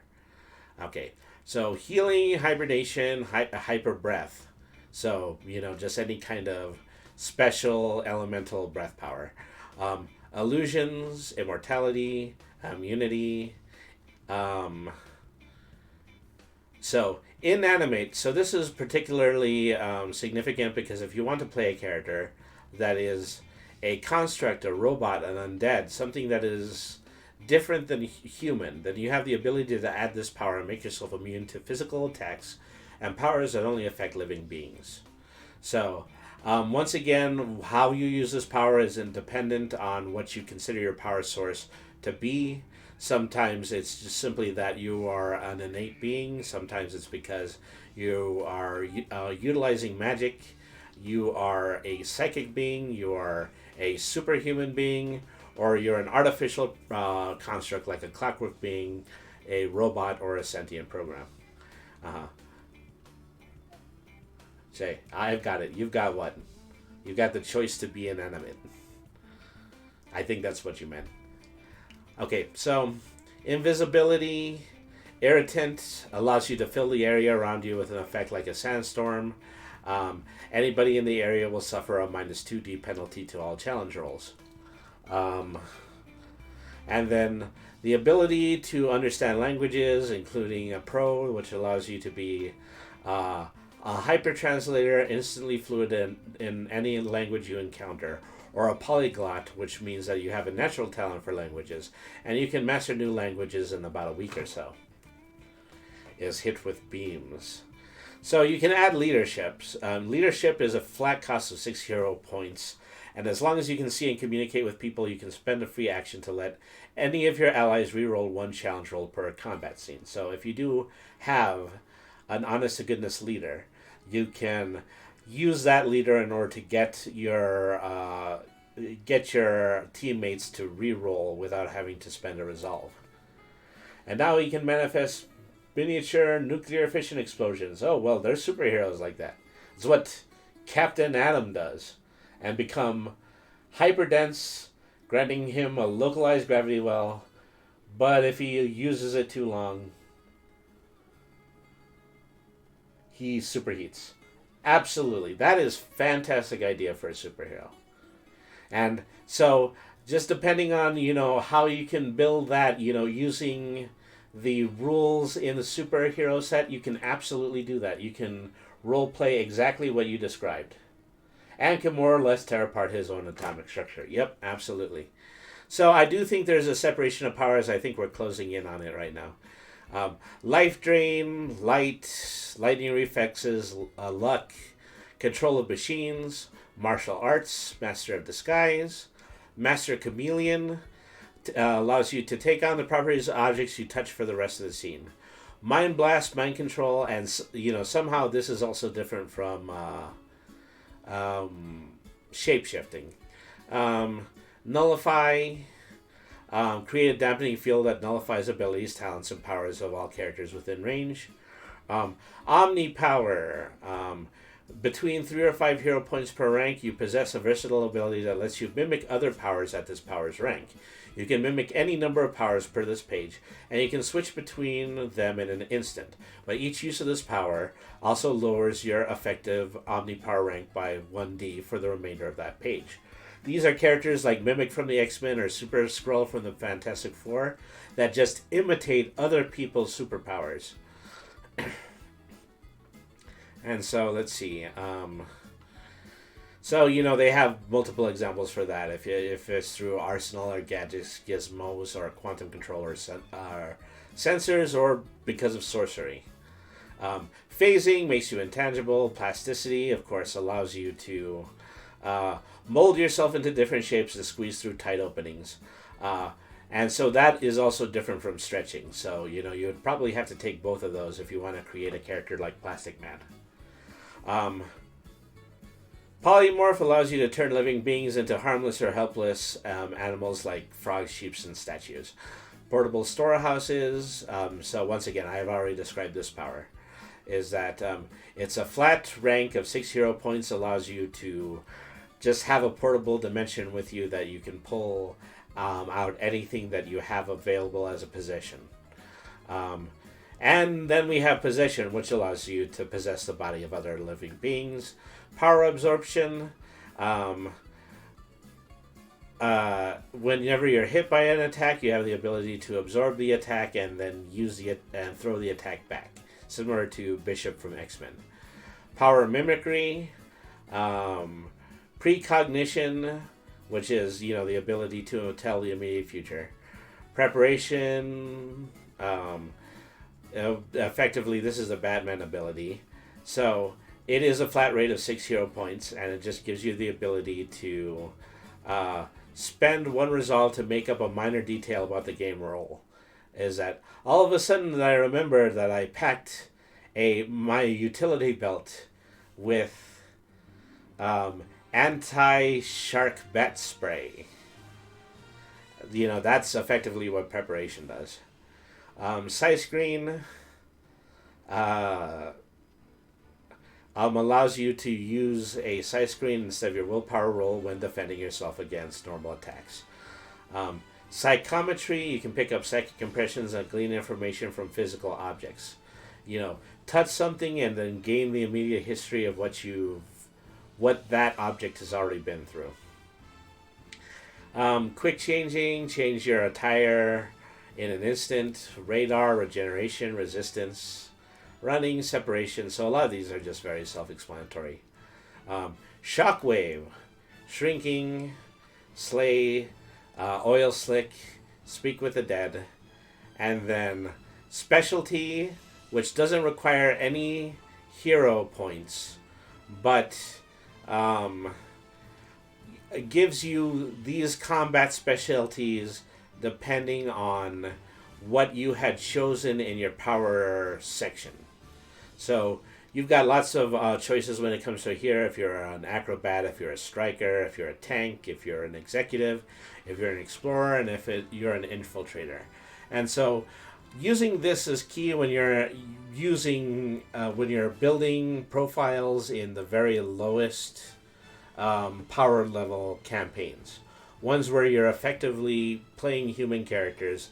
Your human character is going to need to have a significant amount of combat specialities in order to make up for their lack of superpowers. Okay, spinning around your axis, which is something you've probably seen in a dozen Superman TV shows. Stargate, stretching, strike, stun. Well, let me see. What was Stargate specifically? You can instantly transport yourself to distant worlds. Although it involves travel, you have to spend an action to use this power. The first time you travel to an unfamiliar world, you arrive at a random location determined by the GM. After that, you can return to where you left or spend a resolve to arrive at another familiar location. Maybe like a boom tube. Yeah, I was thinking a little bit more along the lines of Green Lantern, but I believe that the boom tube from Apocalypse, usually dealt through Darkseid, is also a very good example of that. And so here's stretching. You have a choice between 1, 3, or 6 hero points depending on what range you want to be able to stretch. You can stretch, telescope, or extend your body, or maybe you have a long reach. You can perform close combat attacks and grappling attacks against targets that aren't adjacent to you. So, hitting someone with a stretching attack is basically like taking a melee attack and doing it at a range. And a con you can take would be long reach, which means that you have long reach, but you can't stretch your whole body. That effectively just means that you can only stretch your arms. Okay, so striking, stun, summoning minions to do your bidding, depending on power rank, determines how many minions you can summon per scene, as shown on this table. 1D to 2D will allow you to summon 2 minions, or 24 to 26D will allow you to summon 1,000. See, the powers really rank up when it comes to this game. Super senses, just a big list of these. Acute senses, analytic senses, astral sight senses, circular vision, enhanced hearing, hypersensitive touch, light detection, microscopic vision, night vision, radio hearing, telescopic vision, thermal vision, tracking scent, true sight, ultravision, or X-ray vision. Super speed, swimming, swinging on a line, telekinesis, telepathy, teleportation, time stopping, time travel, total recall, photographic memory. Tracing allows you to tag objects you touch with a tracer. Transformation, power lets you turn yourself into other things. Animal forms, doppelgangers, exact duplicate of anyone you've ever seen, as long as they're roughly humanoid in shape and not too much larger or smaller than you. You can full biometric scanners and even DNA analysis, but you don't gain any of the subject's abilities, talents, or powers. So this is your standard bearing shapeshifter here. Object forms allows you to turn into objects, simple geometric shapes to mundane tools, and weapons to complex machines and vehicles. And then the one that is actually called shapeshifting requires you to have 2 hero points per rank, and it allows you to reshape your physical form however you like. So you can think of somebody like a doppelganger as being like Mystique from the X-Men, whereas a shapeshifter would be a little bit more like Clayface from Batman. It's a really long punch. You want shape-shifting and you want stretching at the same time. So nobody will ever know what hit them. Alright. Transmutation, tunneling, 2-dimensional form. Two-fisted allows you to use both your hands in combat, spending 1 resolve points to defeat twice as many minions as usual. Variant, power grants you a different version of another power you already have, although you only spend 3 hero points to buy a Valiant power. So this is useful when you are building characters like, suppose you create a character who's mostly supposed to be a fire elemental. You can allow Variant to give you a different version of another power, and you only have to pay the 3 hero point cost for it. But the exception to that is that power would have to be made out of fire. Since you're a fire person, anything that you do would have to be a fire variant of that power as well. You have somebody who can pull a mallet out of thin air. You can pull a mallet out of thin air too, but it has to be a fire mallet. That's probably the best way to explain it. Ventriloquism, wall crawling. Once again, this is a Spider-Man power. Weakness detection. And that's really all of the powers. I just went through all the powers. I didn't describe them all, but I went through all of them. So, once again, there's a generic set of pros and cons. These are just pros and cons that you can take that might affect any particular power. And so you can add one hero point to put any of these onto the powers that you have. And then the remaining, if you find a con, then you are able to take that weakness and buy back some of your hero points. So armor piercing, for example, is a pro. You have to pay 2 hero points in order to get it. This pro applies to powers that inflict physical or energy damage. It means the power penetrates body armor with ease. Or, so if you have armor piercing, then your attacks against armored foes are actually just going to be normal. Then build up, which is a con, which is minus 2 hero points. You have to build up your power at least over 2 pages. Once again, pages are rounds before you can use it. So it's like if you're charging up a fireball and you need to take 2 whole rounds in order to finish charging up your energy attack, and then you can throw it at your opponent. And so that is a con to that ability. And so, this just goes pro and cons all the way down the line. So, first of all, here's the perk section. Perks are advantages that come from the world around you, and like many powers, perks are generic and need to be fleshed out when selected. As social characteristics, perks are more narrative than mechanical in nature. Perks don't have ranks or sources that don't take pros or cons. Feel free to make up your own perks using the ones provided below as a guide. So you can purchase authority for 3 hero points.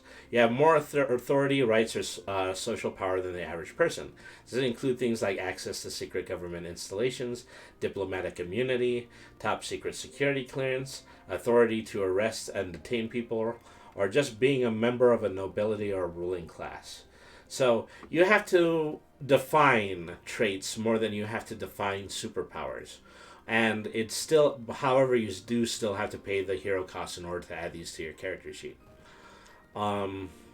Flaws don't cost any points, but you have to have up to 3 flaws, and you have to have at least one.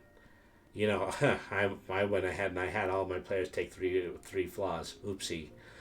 But once again, if your characters effectively roleplay your flaws, then they're going to get an additional point of resolve every time they roleplay having that flaws. And so, if you have situations like you're in your secret identity, you have amnesia, you have a certain phobia, you are colorblind, you are emotionless, you have a supernatural burden like a curse, frenzy. If your character just happens to be really exceptionally heavy, if your character is insane, has impaired senses, if your character is mute, if you have a severe adverse reaction to a certain alternate kind of power, and so you could also, build this up to be something similar like kryptonite. Every time a specific type of radiation is in the room, then you can take this flaw. If you're slow, if you're unlucky, if you have unusual looks, or if you have an unusual shape, or if you're actually wanted by the law. Derived characteristics are edge, health, and resolve. I think we have mostly discussed how those work. And so everything else from this point forward is the finishing touches, anything that you want to add that's part of your character's storyline.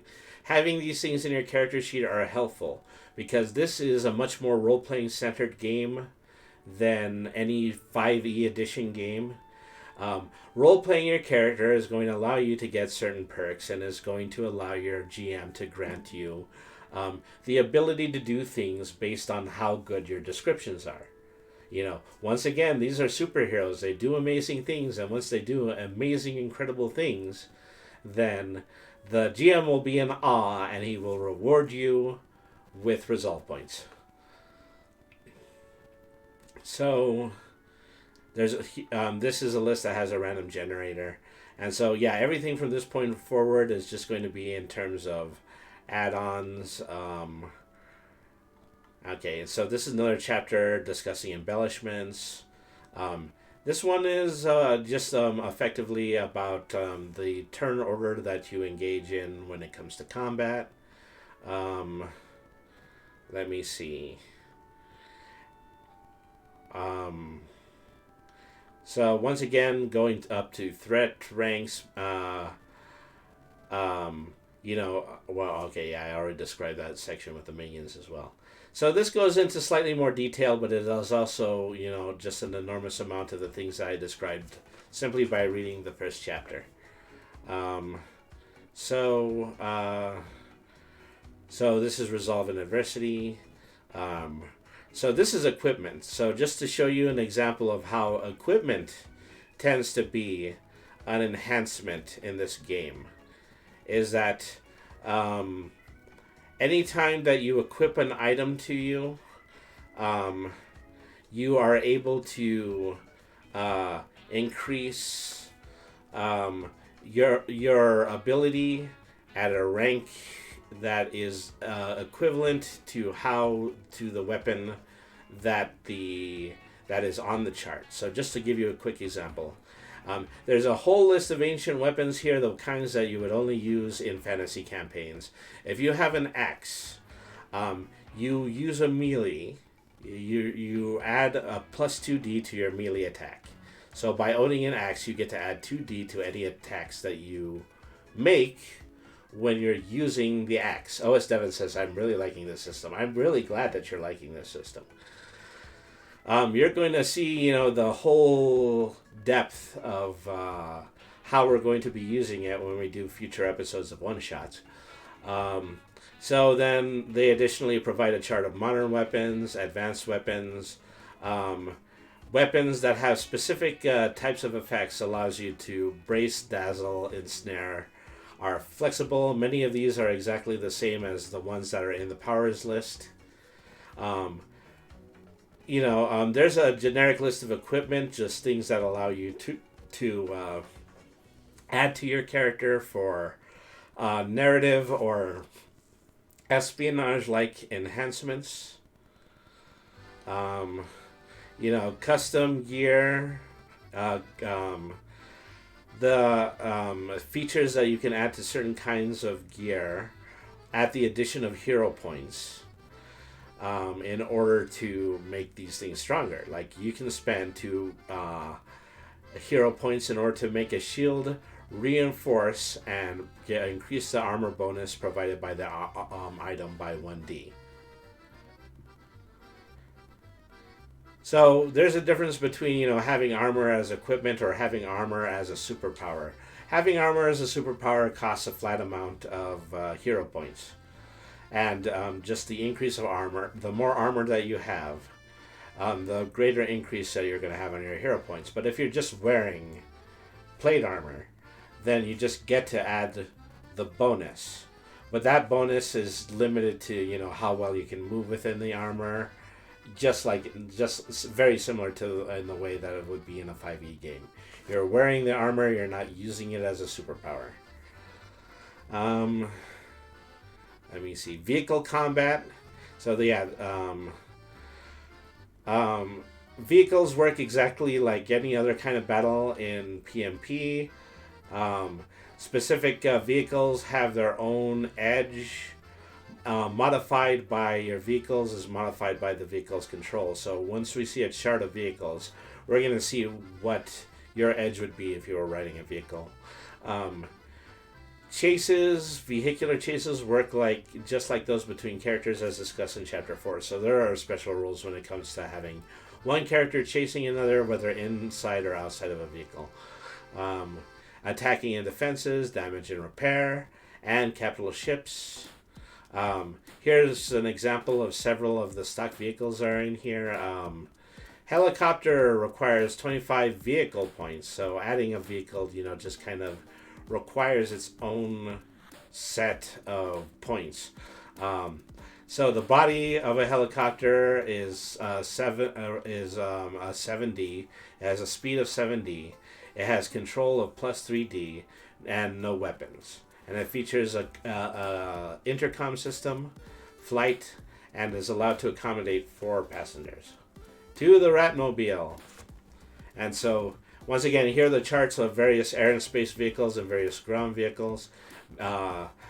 Additional vehicles like ships and nuclear subs that go in the water. And so then just features of specific types of vehicles. Rules for creating your own secret headquarters. Alternate forms of headquarters, communication headquarters, data stores, defenses, disguises, holding cells, living areas, maintenance bays.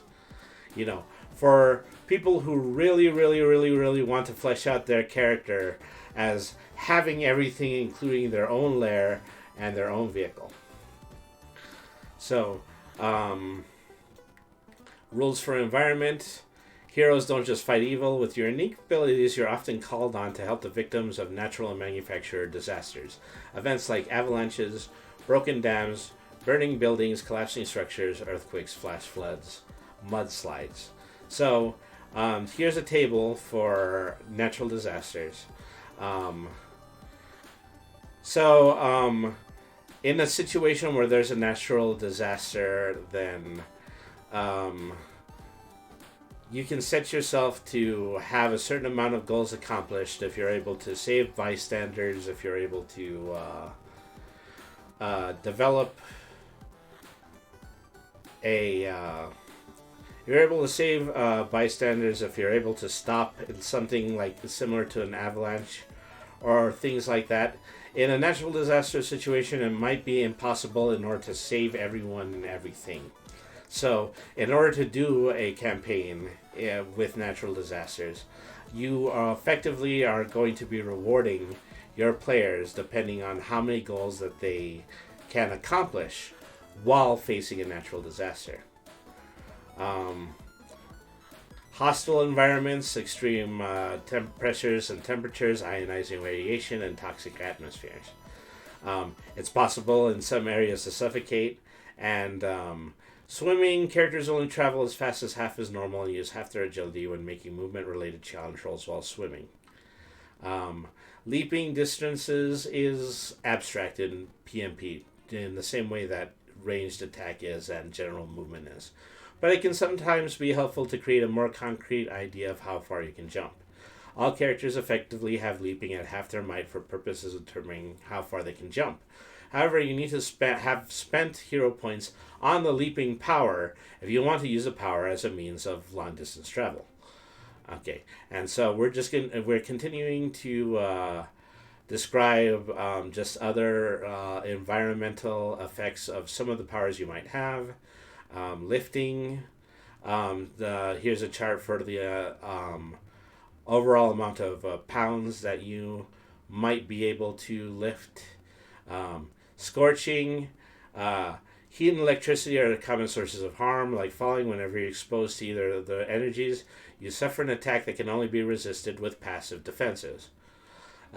Smashing, damaging cover, massive objects, sorcery as weapons, different kinds of toxins, caustic ones, lethal ones, non-lethal ones, drugs and poisons. Okay, so friends and foes. So we've already discussed, basically what the loadout is for villain characters. Pardon me.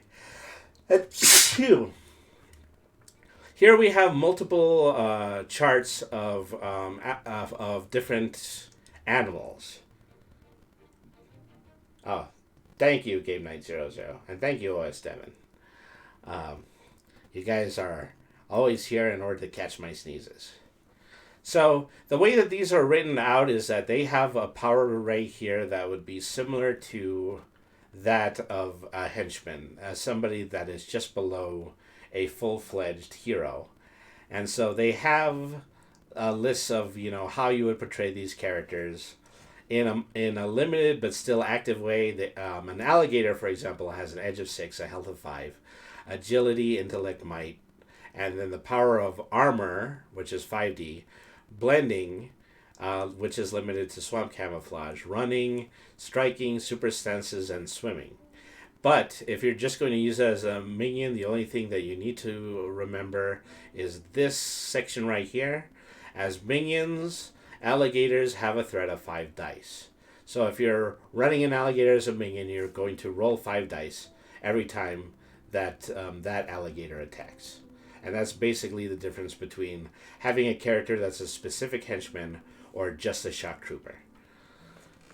And so they got a ton of these. Is that badgers, bats, bears, cheetahs, crocodiles, camels, dolphins, eagles, hawks, giraffes, gorillas, hippopotamuses, hyenas, lions and tigers, plesiosaurs, pterodactyls. Yeah, some of these are dinosaurs as well. A raptor or a Utah raptor. A raptor or velociraptor. A great white shark or a constrictor snake. A venomous snake. I think I had mentioned that when we were talking about animal shapes. Triceratops, wolves, T-Rexes. And then here's loadouts for, generic types of characters that might potentially be in a game. And so these are put together in exactly the same way as the above charts are. You can have alien invaders in your games. If you want to create them as a henchman, you would use this chart. But if you're going to use them as a minion, they would be limited to 6D. And they would more likely be shooting you with ray guns. And that's the limitation to what how those characters would appear as minions. Game 900 says, lions and tigers and plesiosaurs, oh my. Alright, so civilians, cops, commandos, crime lords, killer robots, trying to cover as many archetypes as we possibly can.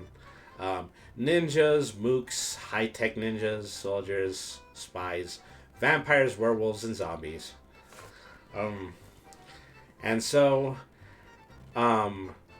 we're getting very close to the end of this, and so we're a little bit over time, so I'm going to describe just one or two of the full character profiles that we have inside of the game to give you an idea of how to put together your character sheet when you're creating a character. So the first one here is going to be a speedster. This is Alabama Slammer, real name Tammy James. You might want to just go ahead and give up now before I make you look bad. I know you boys are sensitive about that kind of thing. Has an edge of 36. She's a super fast character, so she has a super high edge. Health of 6, a resolve of 4, and hero points of 125. Abilities, ordinarily agility of 3 dice, intellect of 3 dice, might of 3 dice, perception of 6 dice, toughness of 6 dice, and willpower of 5 dice. Talents in academics, charm, command, covert, investigation, medicine, etc. Innate powers that she does have determination, so she's paying 3 additional hero points in order to get an additional resolve. And I believe that multiplies as a result of her being a super fast character because she's allowed to get plus 3 resolve. Her superpowers, abilities, perception and toughness, phasing and concentration, regeneration, resistance, and of course super speed.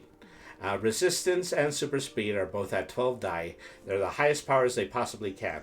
But if you're playing this in a 150 character sheet, that would mean that they ordinarily would have started with a resolve of 0. She is adding plus 3 resolve. I think she's getting resolve from another point section, but I can't entirely tell that. Well, that only encourages you to actually purchase the book and take a look at how that is built as well. Okay, additional information. These are elements that you need to write in regards to the characters, so you can give the GM ideas of what their power source and their origins are. They're motivated by adventure. They have connections. Amanda James, Tammy's mother, who does not have the slightest clue that her daughter is a superhero.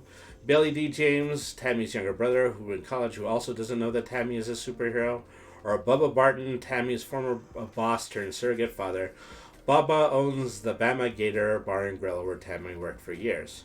Tammy sees herself as almost invincible and she'll be shaken the first time she is proven false. Still a few steps from mature and starstruck by superheroes, Tammy could easily develop a crush on another hero. And also, Tammy has no idea who her father is, much less that he's the reason that she has her powers. And then, of course, here's the origin backstory. Tammy James is a bright, funny, and optimistic young woman, maybe because she's been through a lot, raised by her mom in a small town in Alabama. Tammy's family always skirted the line between working class and poor. Amanda James did what she could for her children, but everyone had to chip in. So Tammy began working at the Bama Gator Bar and Grill as soon as she was old enough. A few years later, let me see, what was that?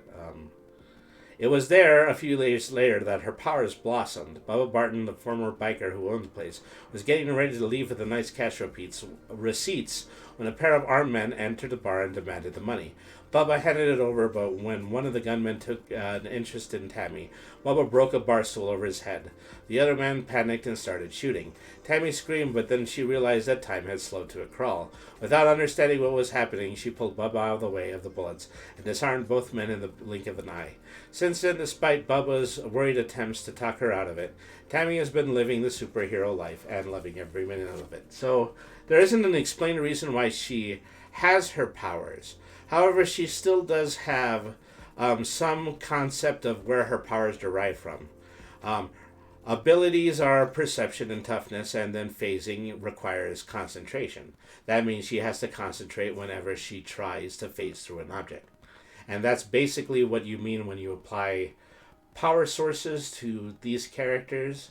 It's not necessarily that, they actually have a literal power source, but they have to know that they have to be in a certain mindset or they need to be performing a certain physical action in order to use their superpowers. So that's a hero profile. I think the last thing I'm going to read is I'm going to read a villain profile. And so, there's lots of heroes to choose from. All of these are examples. You can consider them the canon characters of Prowlers and Paragons. And at the very least, in the game that I played when I was at a local convention, I did play one of the stock characters that was inside the game. So these are just fun to use, in addition to providing a very good example of how to build a creative character in this game. So let me see. Let's see. I also read a female villain. Okay, I'll read Apex. So, villain has an edge of 18, a health of 9, a power level major, or a group of none. And so abilities and talents are the same. Powers, his innate powers are his extra limbs, which are his gorilla feet. Tech powers, abilities have might and toughness. So all of these powers that he has below the column of tech powers are only powers that he has because his body is modified by technology. Abilities, might and toughness, 10D armor, 12D of energy blast, communications, omnipower, gadgets, the ability to remove different kinds of gadgets from his technological parts, like he's a human Swiss Army knife. Shockwave for 10 dice, stun for 10 dice, variant of stun, emp power, which requires 10 dice, super senses, night vision, telescopic vision, thermal vision, and ultra vision, teleportation, 12 dice, or total recall, which gives him a photographic memory. And his total recall is a result of him having a video recorder in his mind and actually putting his mind on playback. He has criminal contacts, he has his own headquarters, and he's wealthy. He's heavy, which gives him a 6D penalty when it comes to weight, and an unusual shape because he's a giant walking gorilla. Gear, miscellaneous tools, more tools than we can describe, but if we can use his powers in order to describe what tools he has, then it's okay by the GM. Devin is saying, sheesh, sheesh, this is one serious ape. Motivated by revenge. Goals are duplicate the time shunting technology he used to escape into the past, return to his time, reclaim his position as the primate minister of Earth, and then make the rebels pay. Effectively, this is a character that's displaced by time. I think that's extremely similar to the Decepticons in the original version of Transformers. Methods. Apex is a brilliant scientist and strategist. He approaches everything as a problem to be tested and solved. His plans are often unpredictable and more complex than they first appear. Apex will act directly or use cat's paws or hired help as the situation demands. Although he hates humans, Apex won't go out of his way to harm anybody who doesn't challenge his dominance. Origin. Apex, ape of the future, will be born into slavery some 150 years from now. Our future is his past.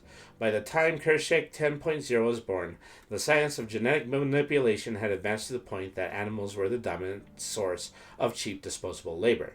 Genetically engineered creatures were given jobs too dangerous, difficult, or dull for human hands. But nature can be unpredictable. Although Kershak was only supposed to be smart enough to follow simple verbal commands, he would become one of the greatest minds the world has ever known.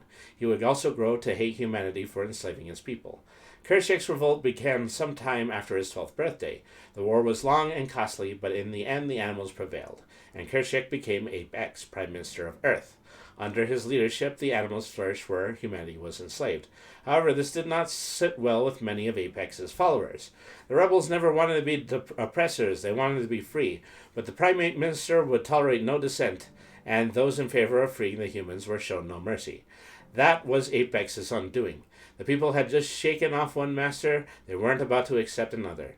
To save himself from the rebels that are storming his palace, Apex was forced to flee into the past, into our time. He now seeks to return to his own time and make those traitors pay. But that means rebuilding his time-shunting equipment, not an easy task in this primitive era, but time is on his side. And so we've just described a hero and a villain. And, well, that's really all there is to that. So, like I said, there are an enormous amount of these in the back end of the book. You can use them for basic ideas in order to build multiple different kinds of characters. And so that is effectively what the last few pages of the books are here. So these are some examples of superhero creative writing, discussing how to create villains, villain motivations, nemesis and foes, creating storylines,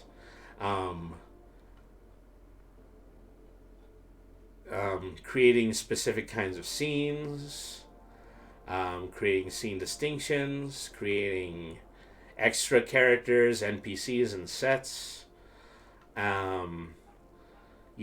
creating a setting, creating a mood, creating a theme, utilizing narrative techniques like meta plots and cliffhangers and contrasts and cutscenes and foreshadowing and interludes, and the ability to play your NPCs. These are helpful tips from the GM. And finally, we have the character sheet. So I do want to put a little bit of additional emphasis on the character sheet, because if you go to drivethrurpg.com, this is just a little tip from me. If you go to drivethrurpg.com, you're free to just download this hero sheet off of drivethrurpg.com for free. So if you want to go ahead and you want to start experimenting with creating characters in Prowlers and Paragons, you can get at least that asset for free. I do believe that there is also an abridged version of the original book that is also on Tabletop RPG. But personally, just to get all these extra bells and whistles, to get everything that you possibly need to run a game from any perspective, I would consider buying a copy of Prowlers and Paragons, at least in PDF form like I have it right here.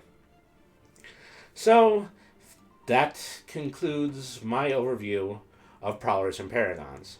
Once again, I unfortunately wasn't able to go through the entirety of the book, but I hope that whatever it was that I was skipped is definitely something that you're willing to look into and you're willing to discover for yourself, because creating characters for this game, creating storylines for this game, and creating just a whole world and a whole environment using this game is an awful lot of fun, and I believe it's something that everybody should experience. My own players had a very fun time converting their characters from their 5e forms into the Prowlers and Paragons sheets. And so Devin in the chat is saying Excelsior and saying, I just may sometime. I might try to create a character. Oh, yeah, and that's absolutely encouraged. It's encouraged by the GMs as well. We're developing a whole new plot lines, and we're developing a whole new storylines based around the fact that we are now using the additional super-powered loadout that Prowlers and Paragons is providing us. And we're going to reveal some of those stories and some of those plot lines this coming Wednesday when we release episode 5 of One Shots from the Meowing Portal. This session, once again, turned out to be mostly an open role-playing session, just like episode 3 was. But nevertheless, we do introduce the fact that we do introduce in this episode that we are going to be using the Prowlers and Paragons engine from now on. And we also discuss the new rules of the new universe, which is going to legitimize Brainy and his merry band of cohorts using superpowers that were beyond the abilities that we were able to build within 5e. So, thank you once again, everybody, for tuning in to Bringing the RPG Cat. I'd like to thank our sponsors once again, GreatMedia.Games. We're partnered with GreatMedia.Games to bring you inexpensive TCG single cards. Visit GreatMedia.Games, use the code 1050 at checkout for 10% off your online purchase. OS Devin is clapping in the chat. Oh, I appreciate you. You're the best mod that a cat could ever have. Alright, so also be sure to check out my Throne page and my Ko-fi page if you want to make contributions. Within the next few days, I'm going to start posting exclusive content for anybody who has a monthly membership on the Ko-fi page. If you pledge as much as $1, you'll have access to any of the bonus items that I might be posting in the forum of my Ko-fi page. So please consider, creating a monthly, at least for the amount of $1, so you can get your hands on all of this exclusive future stuff. And as you know, is that this coming Friday, well, actually, let me restate that. This coming Saturday, the 18th, I am going to be doing a new model reveal. I'm going to be showing off a new model that I constructed in a different in a different art software program, and we're going to be debuting that on Friday, and we're also going to be going through Brainy's origin story. So that's a very special Just Chatting stream that's going to be taking place this Saturday, the 18th at 7 p.m. So there's 2 other things to look forward to this week, and both of them have to do with the Brainy lore. I hope you guys are willing to tune in, because I'm excited to make all of this stuff, and I'm excited to bring all these things to you. So, once again, this coming Wednesday, episode 5 of One Shots from the Meowing Portal. 7 p.m. right here on twitch.tv/Brainy the RPG Cat, and then this coming Saturday will be my new model reveal and my origin stream. So, please tune in for these. These are going to be some awesome streams. And thank you very much for tuning in tonight. I'd like to end the stream by going on a raid. Let's see, who would I like to visit right now? Let's see who is on Twitch, and let's see if I can go ahead and close this stream on a good note. See who I might be able to see. So that might be interesting.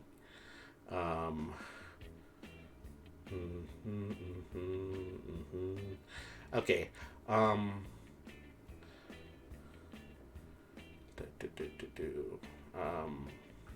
Okay, so we're going to go over to Meoppenheimer. Right now he's in just chatting mode, but I know that he's going to be um, streaming a game as soon as he's done with the opening part of his show. Be sure to say hi to him for me. So, anyways, thank you once again for tuning into tonight's stream. You have been a fantastic audience. I'll see you again on Wednesday for the premiere of episode 5 of One Shots from the Meowing Portal. Have a good night, everybody, and thank you very much for watching.